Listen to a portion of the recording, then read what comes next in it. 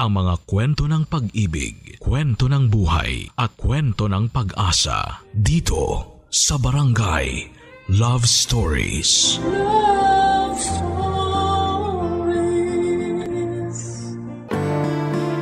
Minsan ang isang tao kapag lalong pinagbabawalan ay mas lalong nagnanais na makatikim ng kalayaan. Sa kagustuhang maging malaya, nagiging biktima tayo ng sitwasyong hindi natin napaghandaan. Ikaw kabarangay, anong pangyayari sa buhay mo ang hindi mo napaghandaan?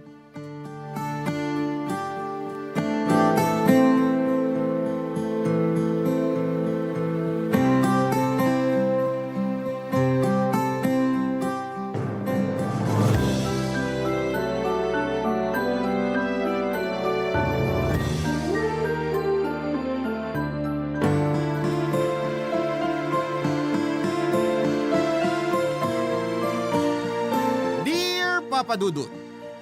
Magandang araw sa inyo, Papa Dudut. Ako po si Nati, 42 years old na sa ngayon at isang single mom. Bago ko po simulan ang kwento ko ay gusto ko po munang ipaalam sa inyo na matagal na po akong nakikinig sa programa ninyo. Nagsimula po ako sa pakikinig sa radyo hanggang sa nalaman ko na may mga upload na rin po kayo sa YouTube. At nagla-live airing na rin po kayo araw-araw sa inyong Facebook page sa Barangay LS 97.1. Kaya naman ngayon ay naisipan ko na rin pong sumulat sa inyo para ibahagi ang kwento ko. Papadudot na ulila po ako sa ama noong 15 years old pa lamang ako. Kaya ang nanay ko na ang mag-isang nagpalaki sa akin. Bunso ako sa aming magkakapatid at 3 lamang kami at 2 taon lang ang mga pagitan namin. Bata pa lamang ako ay naranasan ko na ang pagiging mahigpit ng nanay ko. At mas lumala yon noong nawala na si tatay na tanging kakampi ko sa buhay ko. Mula kasi sa tradisyonal na conservative na pamilya si nanay, kaya napakahigpit niya sa aming magkakapatid. Kahit nung nabubuhay pa ang tatay ko ay siya pa rin ang mas nasusunod. Si nanay naman ang namili ng kurso namin sa kolehiyo kaya lahat kaming magkakapatid ay nagtapos ng business administration. Nagkaiba lang kami ng major. Gusto kasi ni nanay na matuto agad kami sa pagnenegosyo dahil yun daw ang mag-aahon sa amin sa kahirapan. Hindi naman po kami yung masasabing talagang mayaman pero dahil madiskarte si nanay ay nabigyan niya kami ng magandang buhay kahit siya lang ang mag-isang nagtataguyod sa amin. Ginamit po ni nanay ang minana niyang lupa sa mga yumaon niyang magulang at yung perang naiwan ni tatay. Kasama na roon ang sariling ipon niya mula sa tindahan ng karne at bigasan sa palengke para maipagawa ang apartment niya na may 2 palapag. 6 ang unit na pinapaupahan namin. Yung 3 unit na nasa 2nd floor ay pinalagyan niya ng 3 double deck bed para gawing bed space for rent.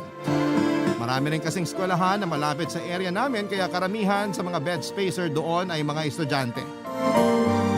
Papadudot kahit sa mga nakakarelasyon namin ay kontrolado rin ni nanay. Hindi sapat sa kanya yung may maayos na trabaho lang. Mas gusto niya yung masasabing successful na sa buhay o di kaya ay galing sa may kayang pamilya ang mapapangasawa namin. Ang kaso'y taliwas sa inaasahan niyang naging first boyfriend ko. At kahit na hindi naman kami nagkatuluyan, parang buong buhay ko nang dinala ang pagkakamaling yon, Papadudot.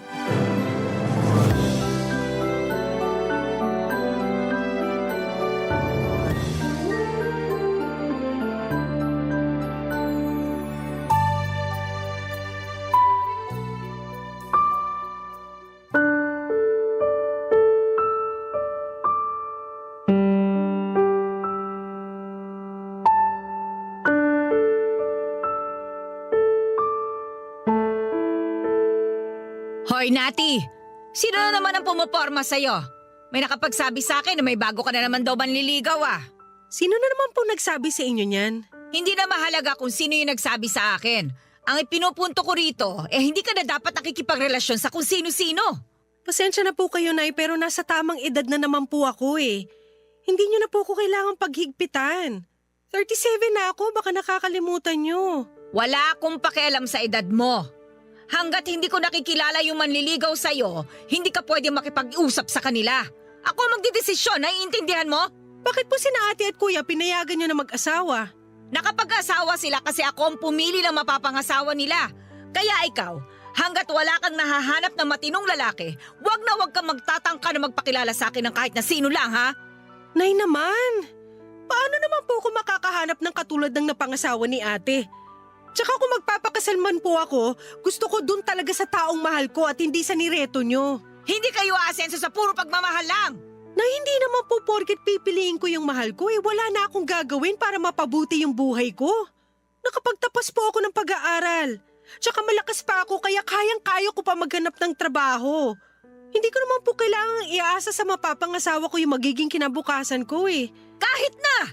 Isipin mo naman yung magiging kahihiyan ko kung mag-aasawa ka ng kapos sa pera. Ganyan na po ba talaga tayo nabubuhay ngayon, Nay? Lagi na nakabase sa sasabihin at iisipin ng ibang tao? Sumunod ka na lang sa gusto ko, Nati. Para sa ikabubuti mo rin yon. At wag kang magkakamaling suwayin ako, ha? Kayang-kaya kitang itakwil bilang anak. At isa pa, kung gagawin mo yon, ikaw pa lang ang pinakaunang susuway sa akin sa pamilyang ito. Hindi mo magugustuhan yung gagawin ko kung sakasakali. Nay naman, parang tinanggalan nyo na kami ng kalayaan. Mas gusto mo bang maging malaya pero naghihikahos ka naman sa buhay? Abay, mag-isip-isip ka! Hindi lahat ng gusto mo makabubuti sa'yo. Marami na akong pinagdaanan sa buhay kaya alam ko kung ano yung sinasabi ko. Kung hindi mo kaya magtiwala sa mga desisyon ko, pwede ka nang umalis. Pero wala kang makukuha sa akin kahit na piso. At wag mo na rin asahan na may pamilya ka pang babalikan. Sobra naman po yun, Nay. Alam ko! Kaya kung ayaw mong maranasan yon, abay magpakatino ka at sundin mo na lang ang gusto ko. May magagawa pa po ba ako? Kahit ano namang paliwanag yung gawin ko, baliwala na sa inyo. Buti alam mo, walang ibang masusunod sa pamilyang ito kung hindi ako. Lahat ng meron kayo, galing sa akin. Matuto kayong tumanaw ng utang na loob. Sana po, hinayaan nyo na lang kaming tumayo sa sarili naming mga paa, kesa habang buhay kaming magbabayad ng utang na loob sa inyo. Tumigil ka na nga dyan! Asikasuhin mo na lang yung mga apartment. Singilin mo na yung mga nangako magbabayad nung nakaraang buwan. Kapag hindi pa rin nakabayad, palayasin mo na. Hindi yung marami ka pang sinasabi dyan. Wala ka pa namang napapatunayan. Papadudod, sakal na ako noon sa paghihigpit ng nanay ko.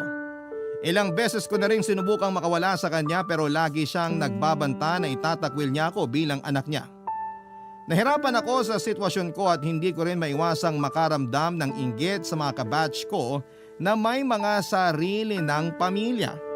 Kahit yung nakarelasyon ko noong college ay kasal na rin. Hindi ko lang maialis sa isipan ko na kung yung kinasal sa kanya, kung ako yung kinasal sa kanya, masaya na sana ako sa pamilyang meron ako. Kaya naman sa sobrang higpit ni nanay ay tumandang dalaga na lamang ako. Sa katagalan ay nasanay na lamang ako na wala akong social life. Hindi na rin ako nakikipag-usap sa mga lalaki para wala nang manligaw sa akin. Umikot na lamang ang buhay ko sa pagtulong kay nanay sa negosyo niya. Taga-asikaso ako ng mga permit, tagabayad ng bills at kung ano-ano pa. Sa madaling salita, ako ang naging kanang kamay ni nanay, Papa Dudut. At kapalit naman noon ay nagde-deposit siya ng pera sa savings account ko. Lahat ng sweldo ko ay nakadirekta na roon para hindi ko magastos. Katwiran niya ay wala naman akong pagkakagastosan dahil provided naman niya ang lahat kaya ipunin ko na lang daw yon. Hindi naman yon problema sa akin dahil tama rin naman si nanay, Papa Dudut. Kung kailan okay na ako sa pagiging single at nakafocus na lang sa kung paano mapapasaya ang nanay ko ay saka ko naman nakilala ang lalaking muling nagpatibok ng puso ko. Walang iba kundi si Jobert, Papa Dudut. Hindi naman siya kagwapuhan pero matangkad siya, moreno at mukhang sanay na sa kahit na anong trabaho. Nung araw na nagkakilala kami ay naghahanap siya ng mauupahan. Sakto naman na naroon ako sa apartment na pinapaupahan namin para magpalinis ng mga bakanting unit. Kaya ako ang nakausap niya, Papa Dudut.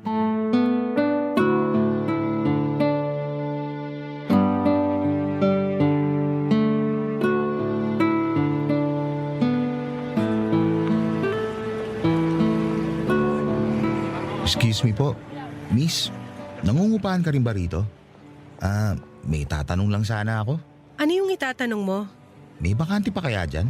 Isang buong kwarto ba o bed space lang? Bed space lang. May bakante pa ron sa pinakadulong kwarto. 2 pa yung bakante. Kung gusto mo sa'yo na yung isa. Buti na lang meron dito. Kanina pa kasi ako naghahanap ng mauupahan. May mga nakita naman ako pero masyadong mahal. Bed space lang kasi kaya ng budget ko eh. Magkano ba renta ng mga bed spacer dito? 2.5, kasama na tubig at kuryente. Pero kapag may cellphone ka, laptop o rice cooker, magdadagdag ka. Cellphone lang naman yung meron ako. Add ka ng 100 pesos. Ganun pala rito. Bakit? Namamahalan ka ba sa 100 pesos? Hindi naman. Hindi ko lang inaasahan yung kailangan magdagdag pag may gamit. First time mo maging bed spacer, no? Oo. Galing pa kasi ako ng probinsya. Nagpunta lang ako rito para magtrabaho. Kasama ko nga sana mga tropa ko pero iniwan nila ako eh. Bakit ka naman nila iniwan? Hindi sila natanggap doon sa pinag-a-applyan namin. Yun naman pala eh. Dapat intindihin mo rin sila. Ano pa nga naman ang gagawin nila rito kung wala naman silang trabaho? Hindi pa naman sila bumabalik sa probinsya namin. Magkakasama lang sila naghahanap ng trabaho. Saka matira-matibay na lang talaga kami nito. Bakit naman? Hindi rin kasi ako sigurado kung tatagal ako rito. Kada galaw, kailangan ng pera. Lahat kailangan bilhin. Hindi kagaya doon sa amin sa probinsya. Nasa paligid lang yung mga iluluto namin. Gano'n naman pala eh. Bakit pinili mo pa magtrabaho dito sa Maynila? Kailangan namin ng pera. Nakasangla yung lupa namin. Kaya pala. Magkano bang dala mong pera? 1 month advance, 1 month deposit kasi kami rito. 5,000 lang ang dala kong pera. Pero nabawasan na rin nung pinamasahin namin at ginastos sa pag-a-apply. Kung ganon, pang 1 month deposit na lang yung meron ka? Oo eh. Sana nga pwede yun dito. Kasi kung hindi, maghahanap pa ako ng iba. Pangilan na ba to sa mga napagtanungan mo? Pang-5 na. Marami ka na palang napagtanungan. Baka gabihin ka na niyan. Pag minalas-malas, aabutin talaga ako ng gabi. At pag mas minalas pa, maghahanap na lang muna ako ng matutulugan sa tabi-tabi. Kakausapin ko na lang yung may-ari nitong paupahan. Pwede na siguro yung 1 month deposit. Basta pag sumahod ka na, ibigay mo yung 1 month advance ha. Kakilala mo ba yung may-ari? Hindi na mahalaga kung kakilala ko o hindi. Ang mahalaga, may matutuluyan ka na. Hintayin mo na lang na matapos yung paglilinis dun sa kwarto sa dulo. Tapos pwede ka nang pumasok dun. Eto nga pala yung bayad ko. Sigurado ko bang ikaw na bahala? Alam mo, pasalamat ka kasi ako yung natsyempohan mo. Hindi ka dapat basta-basta nag-aabot ng pera rito kahit mukha pang katiwa-tiwala yung kausap mo. Dapat manigurado ka muna. Maraming manloloko dito sa Maynila. Kahit saan naman marami niyan eh. Pero ang gaan mo kasi kausap kaya alam ko mapagkakatiwalaan ka. Sambola ka pa. Hindi kita binobola, miss. Totoo yung sinasabi ko. Nati ang pangalan ko. Ako naman si Jobert. Ano nga pala yung trabahong ina-applyan mo? Sa housekeeping. Janitor ako sa hotel. Janitor ka pala. Saan nga pala yung probinsya nyo? Taga-Samar ako. Taga-Samar ka pa tapos dito mo naisip mamasukan sa Maynila? Inaya kasi ako ng mga kaibigan ko. Sabi, mas marami daw mapapasukan trabaho rito. Pero ang ending, iniwan ka naman nila. Nasaan na ba yung mga kaibigan mo ngayon? Naghahanap pa sila ng trabaho. Nagkahiwa-hiwalay na kami nung sinabi kong natanggap ako. Parang sumama pa nga loob nila sa akin eh. Ayaw mo bang sumama sa kanila? Gusto pero natanggap na ako sa ina-applyan namin eh. Baka matagalan pa ako makahanap kung sasama ako sa kanila. Paubos na yung budget ko. Sa bagay, gets naman kita dyan. Tama lang din naman yung ginawa mo. Importante na magkaroon ka kagad ng trabaho kasi hindi ka makakasurvive dito nang wala kang pera. At wala akong matutuluyan kaagad kundi dahil sa'yo. Kaya maraming salamat ha. Ang ganda-ganda mo na, ang bait-bait mo pa. Bolero. Hindi ka ba naniniwala na maganda ka? Mas mabuti pa, puntahan mo na yung kwartong tutuluyan mo. Siguro naman tapos nang linisin yon. Mamili ka na ng pwesto kasi mamaya parating na yung ibang bed spacer. Bakit alam mo yun? Siyempre, matagal na ako rito. Teka, saan ba yung kwarto mo rito? Secret. Sige na, may lakad pa ako. Bahala ka na dyan ha. Salamat ulit ha. Papadudod, hindi ko sinabi kay Jobert na ako ang namamahala sa apartment na yon at pamilya namin ang may-ari. Gusto ko lang makatulong sa kanya noong time na yon pero wala naman akong plano na makipag-close sa kanya. Unang-una, hindi siya papasa sa nanay ko kahit bilang kaibigan ko lang. Pangalawa ay ayoko munang mapalapit sa kahit na sinong lalaki. Naroon na kasi yung takot na baka kapag natuto na naman akong magmahal, ay masaktan lamang ako kapag hindi siya nagustuhan ng nanay ko. Pero aaminin ko, Papa Dudut, na may dating naman si Jobert. Mukhang mabait din siya at pinaka nagustuhan ko yung pagiging responsable niya at yung malasakit niya sa pamilyang naiwan niya sa Samar.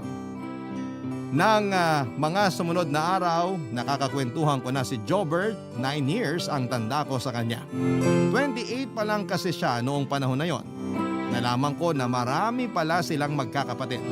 Yung iba pinakupkup na lamang sa iba nilang kamag-anak dahil hindi na kayang buhayin ng mga magulang niya. Parehong magsasaka ang mga magulang niya at masyado na ring matanda para magtrabaho pa. Hindi nga nagtagal ay inamin ko na rin sa kanya na kami talaga ang may-ari ng paupahan. Nagulat siya nang sabihin ko yon. Nakaramdam din siya ng hiya dahil masyado na raw siyang naging feeling close sa akin. Papa Dudut, sinabi ko naman na ayos lang yon. Pero kung gusto niyang makipagkaibigan ay hindi ko siya mapagbibigyan. Hindi ko sinabi ang kadahilanan at hindi na rin naman siya nangulit dahil nahihiya na siyang makipag-usap sa akin noon. Ilang buwan pa ang lumipas, Papa Dudut, at sa tuwing pumupunta ako sa paupahan, walang pagkakataon na hindi kami nakakapag-usap ni Jobert. Sumakto kasi yung punta ko roon na wala rin siyang pasok sa trabaho. At kahit ayaw kong makipagkaibigan sa kanya, habang tumatagal ay unti-unti na rin akong bumibigay, Papa Dudut. Did you think Barangay Love Stories. Barangay Love Stories. Papa Dudut, simula nang lumambot ako kay Jobert ay pumayag na akong maging magkaibigan kami. Bagamat alam ko na sigurado magagalit ang nanay ko. Ibinigay ko sa kanya ang number ko at tuwing gabi kami ang madalas na magkausap. Tumatawag pa nga siya minsan. Yung biruan namin at masayang kwentuhan ay inaabot pa ng hanggang madaling araw. Papa Dudut, kahit malapit na kami ni Jobert sa isa't isa ay hindi ko pa rin hinahayaan na humigit pa roon ang samahang meron kami. Mula kasi noong madalas na kaming nakakapag-usap ay napansin ko na mas nagiging sweet na rin sa akin si Jobert. Batid ko na hindi normal sa magkakaibigan lang ang mag-update sa ginagawa ng isa't isa. Madalas pa siyang magpaalala sa akin na huwag akong magpapalipas ng gutom dahil magagalit daw siya. Corny mang pakinggan, pero kilig na kilig ako sa ganong galawan niya noon. Pero tuwing naiisip ko si nanay ay bigla na lang akong nawawala ng gana. Itinigil ko ang pakikipag-usap kay Jobert. Hindi na ako nag-reply sa mga text message niya at hindi ko na rin sinasagot ang mga tawag niya kahit paulit-ulit pa niyang ginagawa yon. Tuwing pumupunta naman ako sa apartment ay itinataong ko na lamang na may pasok siya. Pero noong huling punta ko, Papa Dudut, ay hindi ko akalain na naroon pala siya kaya hindi na ako nakaiwas pa.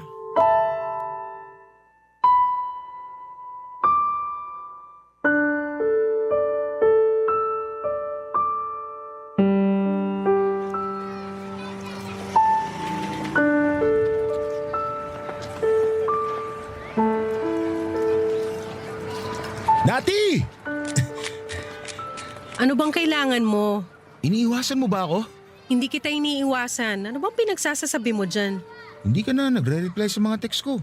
Pati tawag ko, hindi mo na rin sinasagot. Busy ako sa trabaho. Maraming pinapaasikaso sa akin si nanay. Kahit sa gabi, Pagod na ako ng ganong oras kaya hindi na ako nagsiselfone. hindi ako naniniwala. Iniiwasan mo lang talaga ako. Ano naman kung hindi ako sumasagot sa tawag mo o nagre-reply sa mga text mo? Wala naman akong obligasyon na gawin yon. Hindi mo ako girlfriend. Akala ko ba nagkakamabutihan na tayo? Huwag ka ngang assuming. Natuwa lang ako sa'yo noon kaya madalas tayo magkausap. Alam kong hindi ka nagsasabi ng totoo. Sinasabi mo lang yan para layuan na kita. Eh ano naman kung ganun nga? Sabi ko na nga ba eh. Inaasahan ko na rin naman na gagawin mo to nung nalaman ko na may kaya yung pamilya mo. Nakakahiya nga naman kung makikita ka na ikihalubilo sa isang janitor na kagaya ko. Walang kinalaman sa trabaho mo yung pag-iwas ko. Baka dahil sa itsura ko. Hindi rin. Eh ano? Sabihin mo naman sa akin kung bakit. Wala akong kailangang sabihin sa'yo. Bumalik ka na ron sa kwarto nyo. May lakad pa ako. Gusto kita, Nati. Gustong gusto kita. Huwag mo naman ako iwasan. Gusto lang kita makausap. Yun na lang yun, nagpapasaya sa akin ngayon. Kahit gusto mo ako, hindi pwede maging tayo. Iba yung gusto kong lalaki. Hindi ikaw. O hindi mo ako gusto, bakit pinagpupuyatan mo ako? Bakit nakikipag-usap ka sa akin hanggang madaling araw? Imposibleng wala lang yun. Alam ko na may ibig sabihin lahat ng ginagawa mo, pero pinipigilan mo lang yung sarili mo. Tsaka kahit hindi mo aminin, alam ko na dahil yun sa estado ng buhay ko. Napakalit lang ng sweldo ko kumpara sa kinikita nyo. Baka nga iniisip mo pa na pera lang habol ko sa'yo kaya ako nagkakaganito eh. Hindi kita pinag-iisipan ng ganyan. Sabihin mo na lang kasi yung dahilan kung bakit mo ko iniiwasan. Hindi ka ba marunong umintindi? Hindi nga kita gusto. Hindi tayo pwede at mali lahat ng iniisip mo. Kung gusto mo magka-girlfriend, ibang babae na lang yung ligawan mo, wag na ako. Ikaw gusto ko eh. Kaya agad hindi mo sinasabi sa akin yung totoong dahilan ng pag-iwas mo, hindi ako titigil, Nati. Liligawan kita kahit ayaw mo. Pupuntahan kita sa inyo. Wag na wag mong gagawin yan. Bakit? Kinakahiya mo ba talaga ako? Bakit pa paulit-ulit ka? Nakakairita ng pakinggan. Pasensya ka na. Gusto lang naman talaga kita makausap. Hindi nga pwede ang kulit-kulit mo. Kahit sandali lang oh. Sige na naman. Kung gusto mong kausapin pa kita, huwag kang gumawa ng eksena rito ha. Isa pa wala ka sa lugar para pilitin ako makipag-usap sa'yo. Kapag sinundan mo pa ako, palalayasin na kita rito. Wag naman. Kailangan ko na matutuluyan. Pwes huwag kang makulit. Matuto kang lumugar. Tenant ka lang namin dito at wala tayong espesyal na ugnayan. Naiintindihan mo? Papadudot labag man sa kalooban ko na magbitaw ng masasakit na salita kay Jobert, ay ginawa ko pa rin para lang tigilan na niya ako. Kung magpapatuloy pa kasi ang pag-uusap namin ay posibleng makarating na yon kay nanay at siguradong palalayasin niya roon si Jobert. Ayoko mangyari yon. Alam ko kung gaano kahirap ang sitwasyon niya at ayoko nang makadagdag pa sa iniisip niya. Iniwasan na rin ako ni Jobert matapos ko siyang sabihan ng mga masasakit na salita. Doon naman ako nakonsensya. Nang huli kong punta sa apartment ay nag-usap kaming dalawa at sinabi ko na sa kanya ang totoong dahilan kung bakit ko siya iniiwasan. Matapos kong ipaliwanag ang sitwasyon ay sa kanya lamang ako naunawaan. Sa huli tumuloy pa rin si Jobert sa pangliligaw sa akin at sinagot ko naman. Pero may usapan kami na walang dapat na makaalam tungkol sa relasyon naming dalawa. Tumagal ng ilang buwan ng relasyon namin ang hindi nalalaman ni nanay. Sobrang saya ko noon dahil naranasan ko yung meron nang nag-aalaga sa akin. Palaging nag-aalala at palagi akong pinapasaya. Natuto akong magpaganda ulit at magpa-sexy. Mula nung maging kami ni Jobert ay madalas akong pumupunta sa apartment. Nang minsan kasing may nangyari sa amin sa hotel pagkatapos naming mag-date ay doon ko naramdaman na parang bumata ako ng ilang taon. Kaya naman nung nangyari yon ay hinahanap-hanap na yon ang katawan ko, ay ako na mismo ang gumagawa ng paraan para magkasama kami ni Jobert. Dahil mahal na mahal ko si Jobert ay tinulungan ko siya sa problema niya sa pera. Kapag nagigipit siya ay pinapahiram ko siya ng pampadala sa probinsya. Hindi rin ako mahigpit sa kanya sa pagbabayad ng renta dahil ako na nga lang muna ang nagbabayad tuwing wala nang natitira sa sweldo niya. Binigyan ko na lamang siya ng isang kwarto para wala na siyang kasama at malaya na rin naming nagagawa ang kahit na anong bagay nang walang nakakakita sa amin. At dahil doon kahit papaano ay nakakaramdam ako ng kalayaan.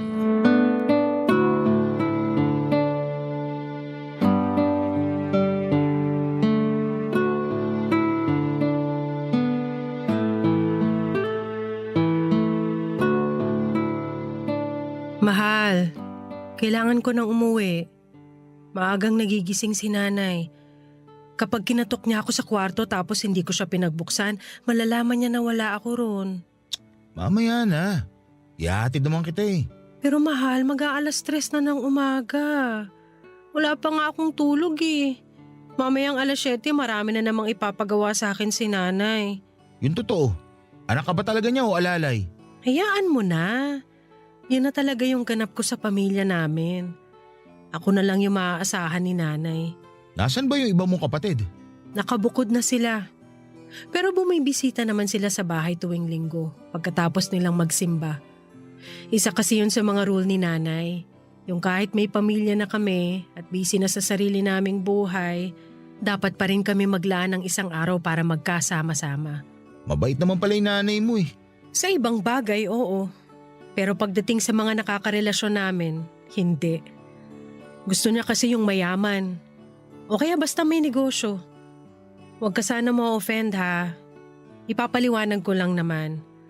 Kapag mga kagaya mo kasi na mababa ang sweldo, ipapahiya ka lang ni nanay. Sasabihin niya wala ka namang mararating sa buhay kung janitor ka lang. Grabe naman siya mangmalit ng ibang tao. Kaya nga ako nag-iingat, 'di ba? At sa ginagawa mo ngayon, ipapahamak mo lang ako. Ganito na lang ba tayo palagi? Kapag napasaya na kita, uuwi ka na. Paano naman ako, mahal? Gusto pa kita makatabi matulog. Magagawa rin natin yan. Pero sa ngayon hindi pa pwede. Hindi ka pa ba masaya na may oras pa rin ako sa'yo? Parang hindi naman masaya yung ganito. Parang nanlilimos na ako ng oras sa'yo. Mahal, huwag ka nang magtampo. Hayaan mo babawi ako. May bala ka pa ba talagang humiwalay sa nanay mo? Kasi kung habang buhay ka na lang magpapakontrol sa kanya, hindi ka talaga magiging malaya. Hindi kasi yun ganun kadali. Bigyan mo lang ako ng sapat na panahon, mahal. Kung ikaw lang naman, naiintindihan kita. Pero yung nanay mo, ang labo talaga eh. Maiintindihan ko pa siya kung minor de edad ka pa. Pero mahal, 37 ka na. Dapat nga may anak ka na ngayon. Hindi ko nga alam kung mararanasan ko pa yun eh. Malay mo, magbagong isip ng nanay mo kapag nabuntis kita. Mas malaking problema yung sinasabi mo. Ang hirap kasi ng ganito. Para tayong mga kriminal na nagtatago. Para nagkikita na lang tayo tuwing gusto natin may mangyari sa atin. Namumukha naman tayong mga tanga nito eh. Sa umpisa lang naman to. Hayaan mo na muna natin ganito ang setup natin sa ngayon. Mahal naman, seryoso ko. Siyempon mo na yung nanay mo para maipakilala mo na ako sa kanya. Wala naman akong habol sa pera niyo eh. May trabaho naman ako. Kung yung panggastos ang problema kapag mag-asawa na tayo, pwede naman natin paghatian yun, di ba? Huwag kang mag-alala. Hahanap lang ako ng tiyempo. Masasabi ko rin to sa nanay ko. Pero sa ngayon, konting tiis muna, ha? Ano pa nga ba magagawa ko? Wala naman eh. Sige na, magbihis ka na. Ihatid na kita sa inyo.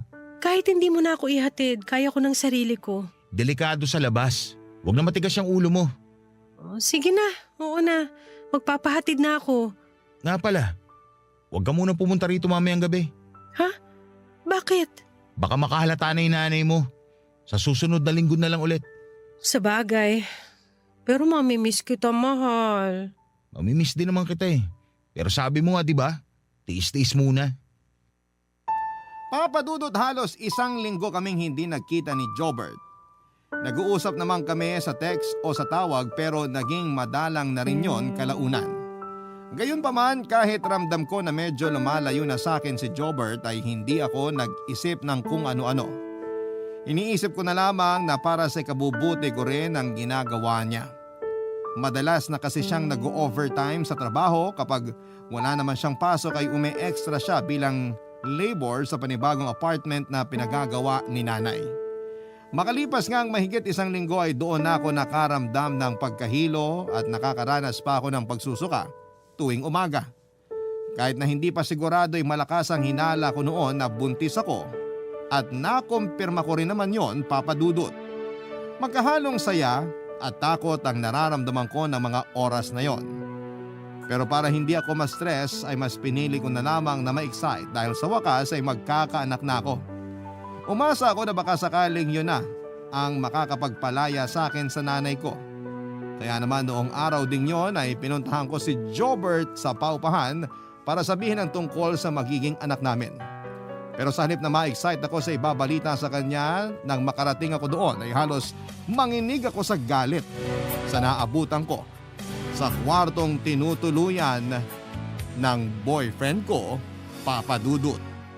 Barangay Love Stories. Barangay Love Stories. Papadudot, buo na po ang desisyon ko na sumama na lamang kay Jobert para makabuo na kami ng sarili kong pamilya. Baka kasi sa ganung paraan ay mapatunayan ko sa nanay ko na mali lahat ng mga iniisip niya at kaya kong mabuhay ng hindi umaasa sa kanya. Pero naisip ko rin na kapag itinakwil niya ako, mauuwi lang sa wala lahat ng pinaghirapan ko. Kahit mga kapatid ko ay wala nang magagawa pa roon kapag nagkataon. Hindi ko na sila makakasama o makakausap man lamang. Ganon katindi ang pagkontrol ni nanay sa mga buhay namin. Kahit matatanda na ang mga kapatid ko ay napapasunod pa rin niya. Habang nasa daan papunta sa paupahan, yon ang laman ng isipan ko. Mas makakapag-isip-isip ako kaya nabuo ko na ang desisyon ko na sumama na lamang kay Jobert.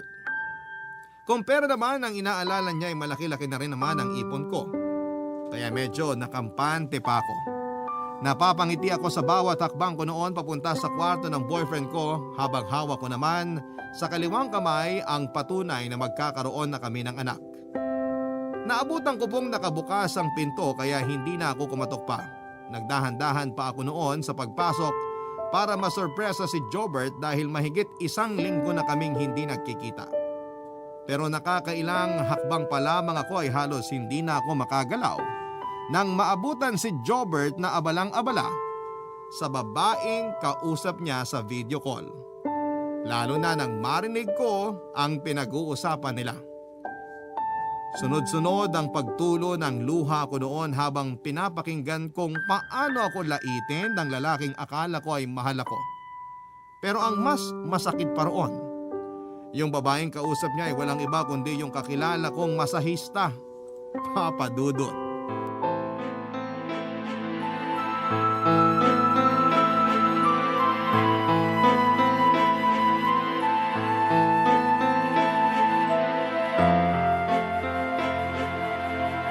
Uy! Mahal? Sino yung kausap mo? Kanina ka pa ba dyan? Oo! At dinig na dinig ko lahat ng pinag-usapan niyo ng babae mo! Mahal, hindi ko babae yun. Ikaw lang ang babae sa buhay ko. Huwag mo na ako lokohin! Narinig ko yung sinabi mo! Wala yun, mahal. Biruan lang yun. Tinawag mo akong matanda! Kung makapagkwento ka sa babaeng yun, parang diring-diri ka sa akin. Kung tawagin mo akong matanda, ganun-ganun na lang. Parang di ka nakikinabang sa akin ah! Hindi naman ikaw yung pinag-uusapan namin. Ano ka ba? Anong hindi? Narinig ko yung pangalan ko! Ano? Hindi ka na makapagsalita? Itatanggi mo pa? Hindi ako tanga, Jobert! Pasensya na. Pasensya na? Yun lang ang masasabi mo? Ininsulto mo yung buong pagkatao ko? Akala ko pa naman mahal mo talaga ako. Yung pala ginagamit mo lang din ako para makaluwag-luwag ka. Ginawa mo akong palabigasan. Wala na akong mapagpipilian. Gipit na ako noon. At nung nakilala kita, nakakita rin ako ng oportunidad. Kaya sinamantala ko na. Ang kapal na mukha mo! Hayop ka! Huwag ka nga sumigaw dyan. Nakakahiya sa ibang tenant dito. Mas nakakahiya ka!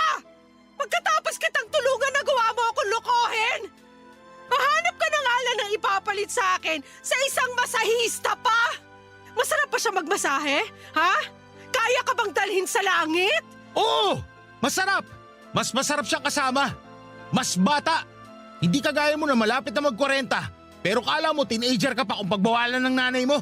Sa tingin mo, may mararating ka kung sunod-sunura ka lang naman sa nanay mo mata pobre? At ikaw, sa tingin mo, may mararating ka sa pagiging mayabang na janitor? Kapal na mukha mo? Buti sana kung napakabuti mong tao eh. Bilib na sana ako sa'yo. Dahil sa mga kinuwento mo, pero sigurado ako na inimbento mo lang din lahat yon para makakuha ka ng pera sa akin! Kung sabihin ko nga na hindi totoo lahat ng yun, may mababago pa ba? Wala na, di ba? Hindi pa rin kita mahal at hindi pa rin kita magugustuhan. Hayop ka! Demonyo ka talaga! Hayop na kung hayop pero nakakasawa ka na. Matagal na ako nagtitiis sa'yo matanda ka. Akala mo ba? Nag-e-enjoy talaga ako tuwing pupunta ka rito gabi-gabi? Nagtitiis lang ako kasi kailangan ko ng pera. Pero ang totoo, sukang-suka na ako sa'yo. Kahit anong paganda pa yung gawin mo, amoy langis na panghilot ka. Wow! Parang luging-lugi ka pa sa akin ah. Ha! Para sabihin ko sa'yo, tinitiis ko lang pero amoy tulok ka, tanga. Hindi kita pinupuna kasi mahal kita. Pero ngayong alam ko na yung ugali mo, pareho lang pala sa pagkatao mo. Mabaho! Pati laway mo malansa! Mas malansa pa sa ihi ng kambing, buisit ka! Ang sakit mo magsalita. Masakit kasi totoo! Kung magkakasakitan lang din pala tayo, mas mabuti pa maghiwalay na tayo. Mas mabuti pa nga! Pero bago yun, magbalot-balot ka na ng mga gamit mo kasi palalayasin na kita rito! Ano? Bakit? Ano bang inaasahan mo? Patitirahin pa rin kita rito pagkatapos ng ginawa mo? Bobo ka ba? Kapal mo naman! Ako nagbabayad ng renta mo! Kaya paalisin kita rito kung kailan ko gusto! Magbabayad naman ako eh. Kahit maging bed spacer na lang. Wala! Anong bed spacer, bed spacer? Nakuha mo pang mamili! Malis ka na! Bilisan mo mag-empake ng mga gamit mo! Pauupahan ko agad tong kwarto! Baka naman pwedeng bigyan mo pa ako kahit 1 buwan lang. Ano to, gaguhan? Ha? Humihirit ka pa talaga ng 1 buwan? Kapal talaga ng apag mong kumag ka? Wala! Hindi na ako maaawa sa isang oportunista kagaya mo! Umalis ka na rito! Dati naman. Kahit Kung isang... ka tumira sa babae mo! Wala ka ng lugar dito!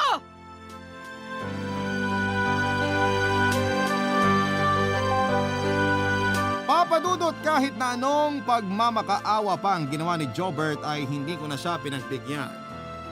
Napakasakit kasi ng ginawa niya sa akin, napaniwala niya ako na mahal niya ako at desidido na siyang bumuo ng pamilya pero kagaya lang din pala siya ng ibang lalaki na pinopormahan ako.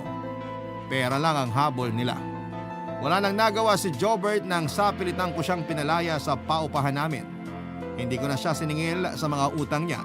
Ang gusto ko lang noon ay hindi ko na siya makita pa. Pero kahit na nakalis na siya sa apartment namin ay problemado pa rin ako noon kung paano itatago kay nanay ang pagbubuntis ko.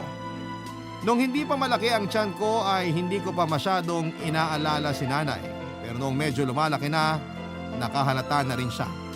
Umiiwas na lamang ako na magkasama kami ng matagal at tuwing pinupunan niya ako ay sinasabi ko na medyo napaparami lang ang kain ko kaya mabilis akong tumataba. Pero ang hindi ko alam ay nagdududa na pala sa akin ng nanay ko kaya nagtanong-tanong siya sa mga tenant sa paupahan namin. Doon ko lang napagtanto na kahit na anong pag-iingat namin noon ni Jobert ay may mga nakakakita pa rin sa amin na madalas kaming magkasama noon, Papa Dudut.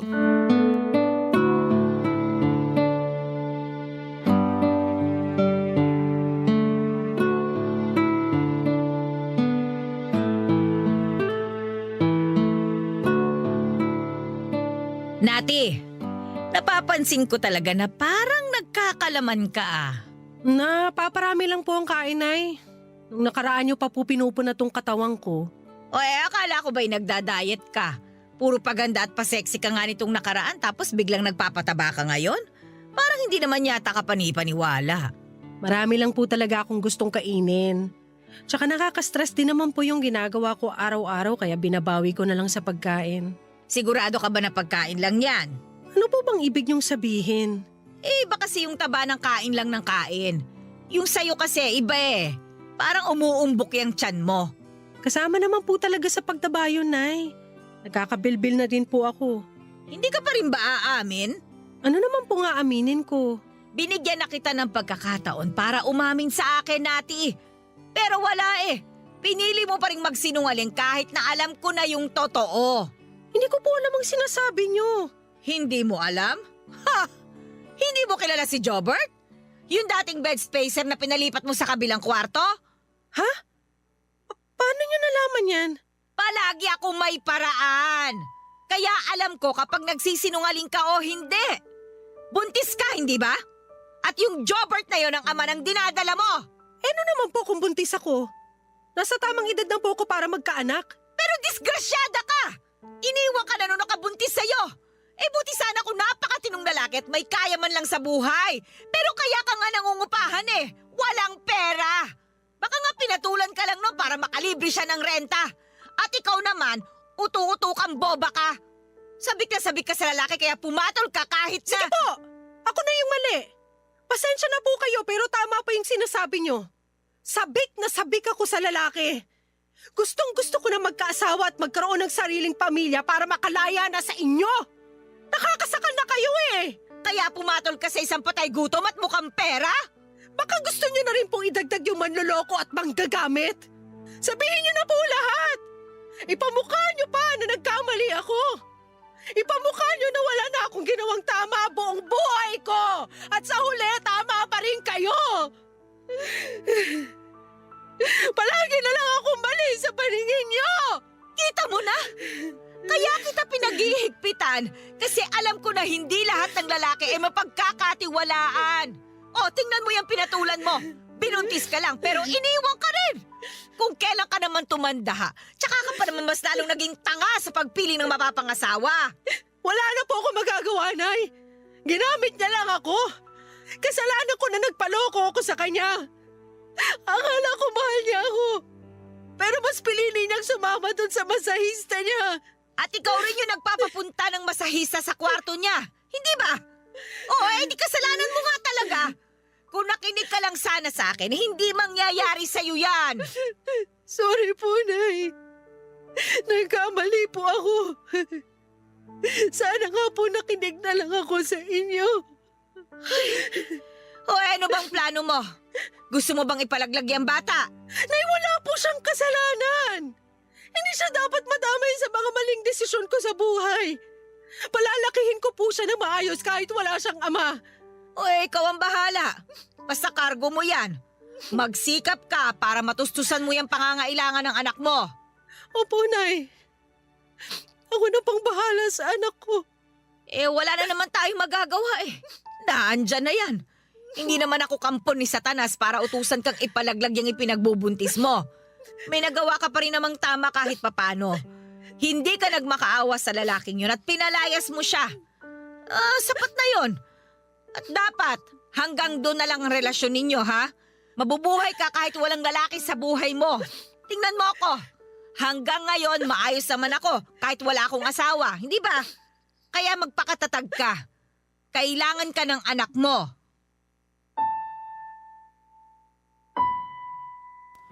Papadudot na paluha ko sa mga sinabing yon ni nanay. Sa kabila ng pagiging mahigpit niya ay taglay pa rin niya ang puso ng pagiging isang ina. Sa wakas ay ibinigay na rin niya ang inaasam kong kalayaan.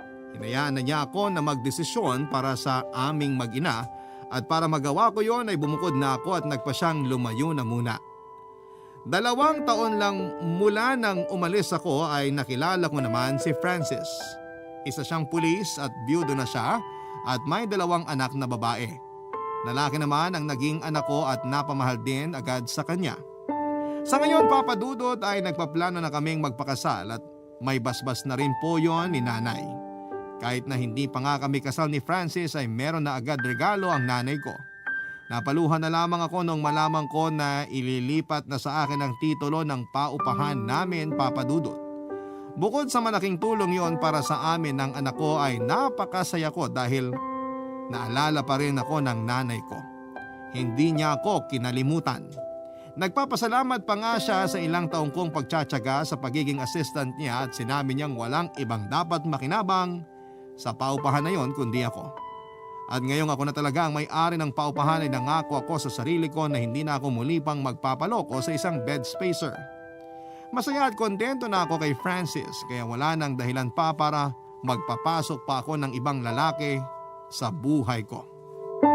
Papa Dudut, hanggang dito na lamang po ang kwento ko at sana po kahit papaano ikapulutan po ito ng aral ang naging karanasan ko. Maraming salamat po sa inyo at sa Barangay LS para sa pagkakataong may bahagi sa Barangay Love Stories ang aking kwento. Ang inyong forever kapuso at ka-barangay, Nati. Nagustuhan ng iyong napakinggan? Ituloy yan via live stream sa www.gmanetwork.com/radio.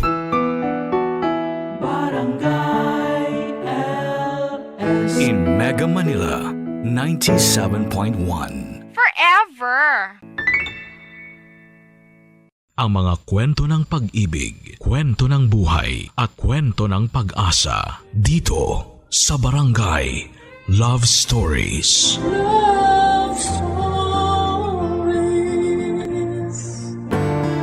Marami sa atin ang nagsusumika para kumita.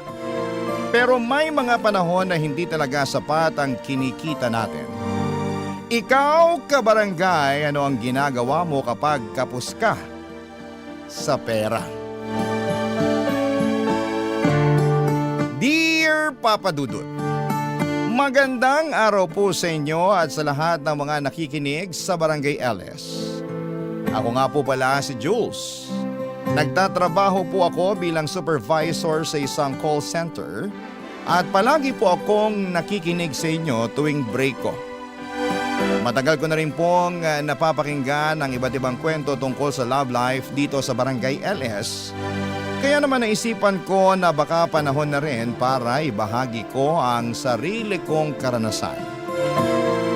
Isa lang po akong simpleng lalaki, Papa Dudut, na may simpleng pangarap ang bumuo ng sarili kong pamilya. Pero kung tutuusin ay pakiramdam ko ay hindi ako kagwapuhan kaya pakiramdam ko rin na wala talagang nagkakagusto sa akin. Pero nagbago ang lahat nang ipakilala sa akin ang kaibigan ko si Dina.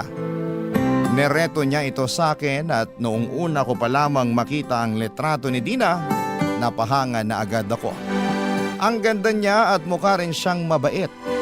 Kaya hindi na ako nagdalawang isip na hanapin si Dina sa Facebook.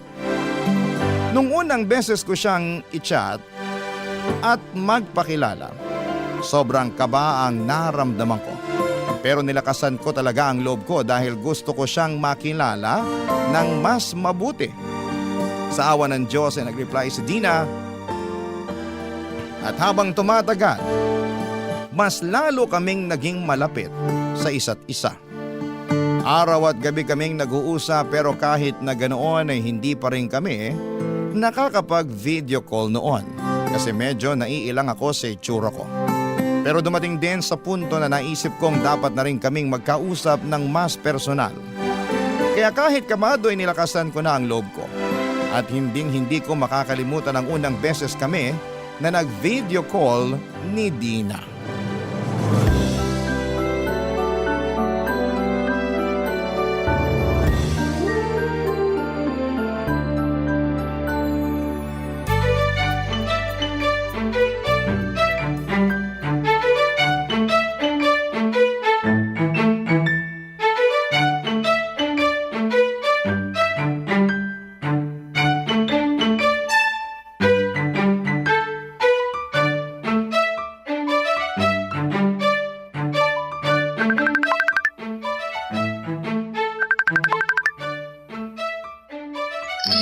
Hi, Jules. Kumusta ka? Eto, okay lang. Ikaw? Okay lang din. Kumain ka na ba? Oo. Teka lang. Itapat mo ng maayos yung camera mo. Hindi kasi kita makita ng maayos eh. Pasensya ka na ha. Nahihiya kasi ako eh. Ha? Bakit naman? Paano ba naman kasi? Ang ganda-ganda mo habang ako... Huwag kang magsalita ng ganyan. Sa tingin mo ba, papayag akong makipag-chat at makipag-video call kung napapangitan ako sa'yo? So ang ibig mong sabihin... Oo. Nakukyutan ako sa'yo. Naku, baka mamaya binobola mo lang ako ha? Hindi no. Kaya huwag ka nang mailang sa akin. Sige na nga, sabi mo eh. Nga pala, asan ka ngayon? Ha? Nasa apartment ako. Bakit? Ang ganda kasi ng apartment mo, mukhang hotel. Ay, thank you ah. Pa-room tour ka naman dyan oh. Sige ba? Oh, yan. Bale, ito yung CR. Teka, bathtub ba yan? Oo. Wow! Kakaibang klase ang bathtub mo ah. Kulay pink? Mahilig kasi ako sa pink. Tsaka sa totoo lang, yung bathtub na yan ang dahilan kung bakit kinuha ko tong apartment na to. Mahal ba yung inuupahan mong apartment? Medyo. Pero ayos lang sa akin yun. Kasi yun naman talaga ang dahilan kung bakit nagpapakapagod tayo sa trabaho, di ba? Para mas magkaroon tayo ng maginhawa at saka komportableng buhay. Kung sa bagay. Anyway, ito naman yung kusina ko. Oh, ayan. Wow! Ang lakas naman makasosyal ng kusina mo. At talagang induction cooker pa yung gamit mo. Aba, syempre naman. Para iwas sunog na rin, di ba? Pero, hindi ba mahal sa kuryente yan? Medyo. Pero okay lang. Mas mapapamahal ako kung masusunog tong apartment. Ikaw talaga. Teka lang, ano yung nasa gilid? Ha? Saan dyan? Ayan o, yung glass case. Sandali lang ah. Ito yung perfume collection ko. Grabe, ang dami. Mahilig ka pala sa perfume? Hindi ba obvious? Kapag nai-stress ako sa trabaho, yung ginagawa kong stress reliever ay ang mangolekta ng bagong perfume. Pero, hindi ba mahal yan? Alam mo ikaw, kuripot ka siguro, no? Paano mo naman nasabi? Ang dami mo kasing comments tungkol sa mga gamit ko dito sa apartment eh. Hindi naman sa ganun. Yung sa akin lang naman, namamahalan ako sa mga gamit mo. Yun lang yun. Para saan pa yung kinikita natin kung hindi natin ibibili ng mga bagay na makapagpapagaan ng loob natin, di ba?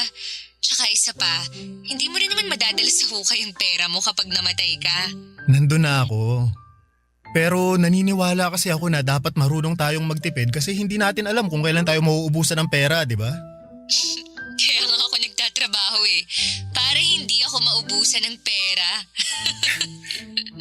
Pero alam mo, ang cute mo pag tumatawa. Sus, bolero. Totoo kaya? Nga pala Jules, thank you talaga sa time mo ah. Talagang na-appreciate ko. Pero kailangan ko na kasing matulog eh. Maaga pa yung pasok ko bukas. Ganun ba? Sige. Good night. Good night din. Chat na lang tayo ulit bukas ng umaga.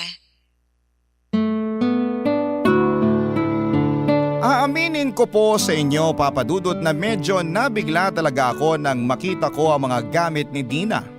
Puro mamahalin at sosyal. Mga branded na bag, sapatos at accessories na halatang hindi basta-basta. Para sa akin kasi ay sayang lang sa pera ang ganong mga bagay. Naniniwala kasi ako na habang may pera tayo, mas mabuting matuto tayong magtipid, mag-ipon at unahin ang mga bagay na talagang mahalaga tulad ng pamilya, kinabukasan at pang-araw-araw na pangangailangan. Pero kahit magkaiba kami ng pananaw ni Dina pagdating sa pera, hindi ko siya hinusgahan. Naintindihan ko na iba-iba tayo ng kinalakhan, ng lifestyle at ng pananaw sa buhay. Mas pinili kong unawain siya at mas kilalanin kung sino talaga siya bilang isang tao.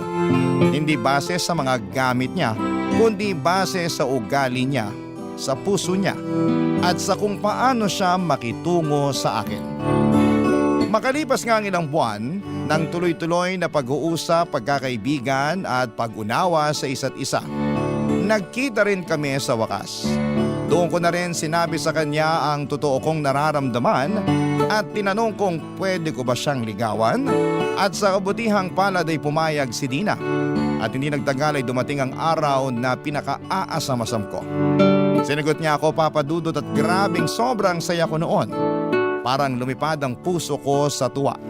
Kaya bilang isang simpleng paraan para mapasaya rin siya, naisip kong ayain siya na pumunta sa La Union kasama ko.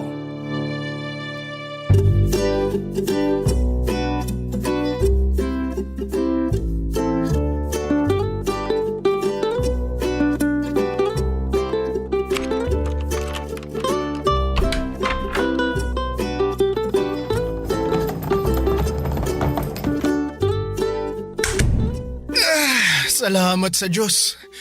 Nakapag-check-in na rin tayo sa wakas. Mismo. Grabe, pakiramdam ko para na akong masusuka sa biyahe. Nga pala babe, thank you talaga dito sa treat mo ah. Alam mo ba na sa lahat ng naging boyfriend ko, ikaw yung pinakauna na nag-aya sa akin na pumunta dito sa La Union. Alam mo naman na kaya kong gawin ang lahat para pasayahin ka, di ba? Ang sweet talaga ng baby ko. I love you. Love you too, babe. Nga pala, may gusto akong ibigay sa'yo. May sorpresa ka para sa akin? Aba, syempre naman. Sagot mo kaya yung hotel at pamasahe natin. Kaya dapat lang na may gift ako para sa'yo. Ano ka ba naman? Maliit na bagay. Hindi ka na dapat nag-abala pa. Pero nandito na to. Kaya tanggapin mo na lang, ha? Saglit lang kukunin ko lang sa maleta yung surprise ko para sa'yo.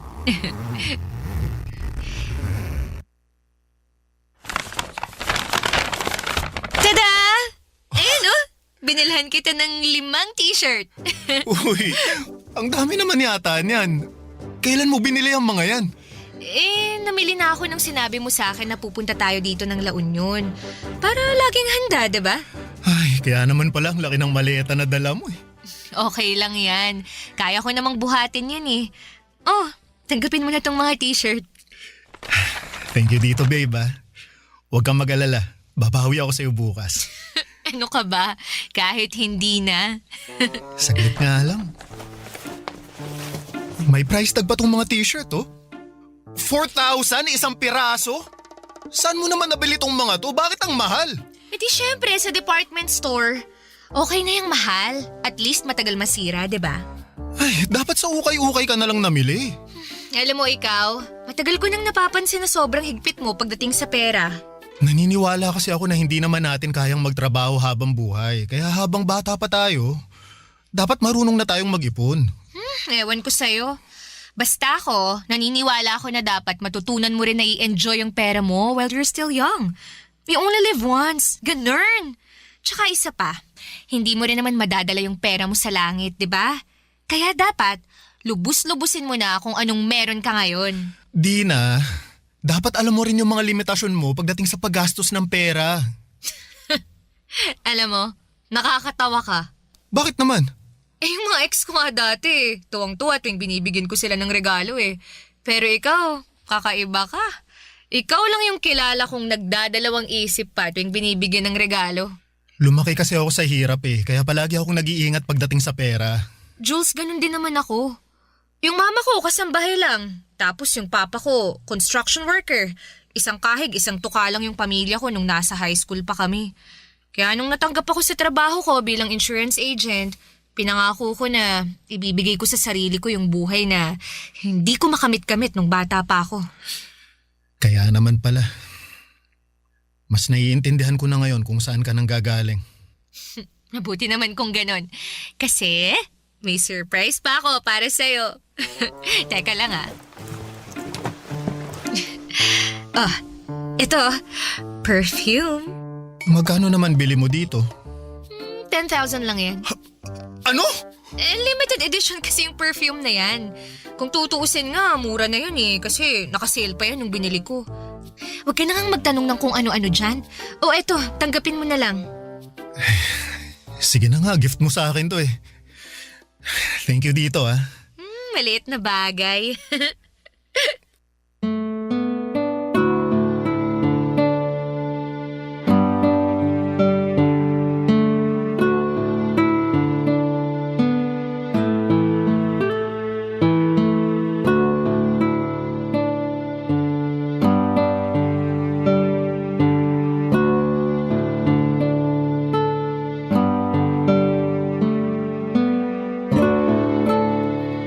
Papadudot, para po talaga akong mahihimatay nang makita ko ang mga pinamili ni Dina.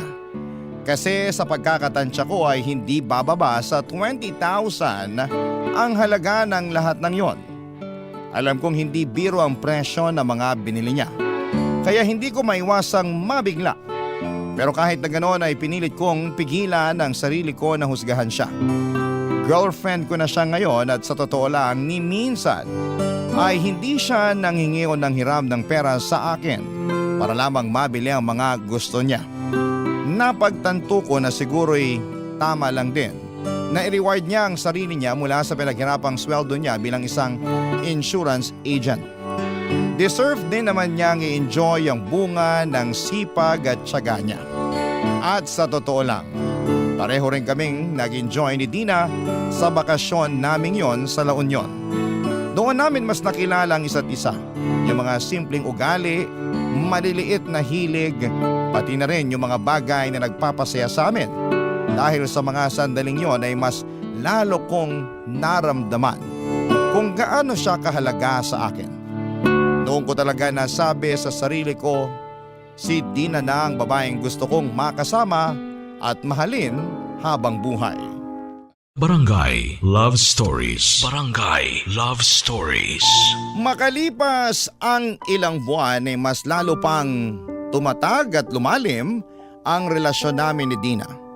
Hanggang sa dumating ang araw na tuluyan nang iniwan ni Dina ang dati niyang apartment para makipag-live-in sa akin. At sobrang saya ko noon, Papa Dudot, kasi pakiramdam ko ay unti-unti na naming binubuo ang buhay na matagal ko nang pinapangarap. Pakiramdam ko noon ay konti na lang at nahantong na talaga sa kasalan ang relasyon namin. At kahit magkasama na kami sa isang bubong, sinisikap ko pa rin iparamdam kay Dina araw-araw kung gaano siya kahalaga sa akin. Hindi ko nakakalimutang ipakita na siya lang ang babaeng mamahalin ko habang buhay. At handa akong tanggapin at mahalin siya ng buo kahit ano pa ang nakaraan o pagkukulang niya. Pero isang gabi habang mahimbing kaming natutulog, nagising ako sa sunod-sunod na pag-vibrate at pag-ilaw ng cellphone. At cellphone pala ni Dina yon. Kinuha ko yung cellphone niya sana para i-silent na lamang, pero hindi ko naiwasang mapansin na may sunod-sunod na mensahe mula sa iba't ibang numero. At doon ako biglang kinabahan, Papa Dudut.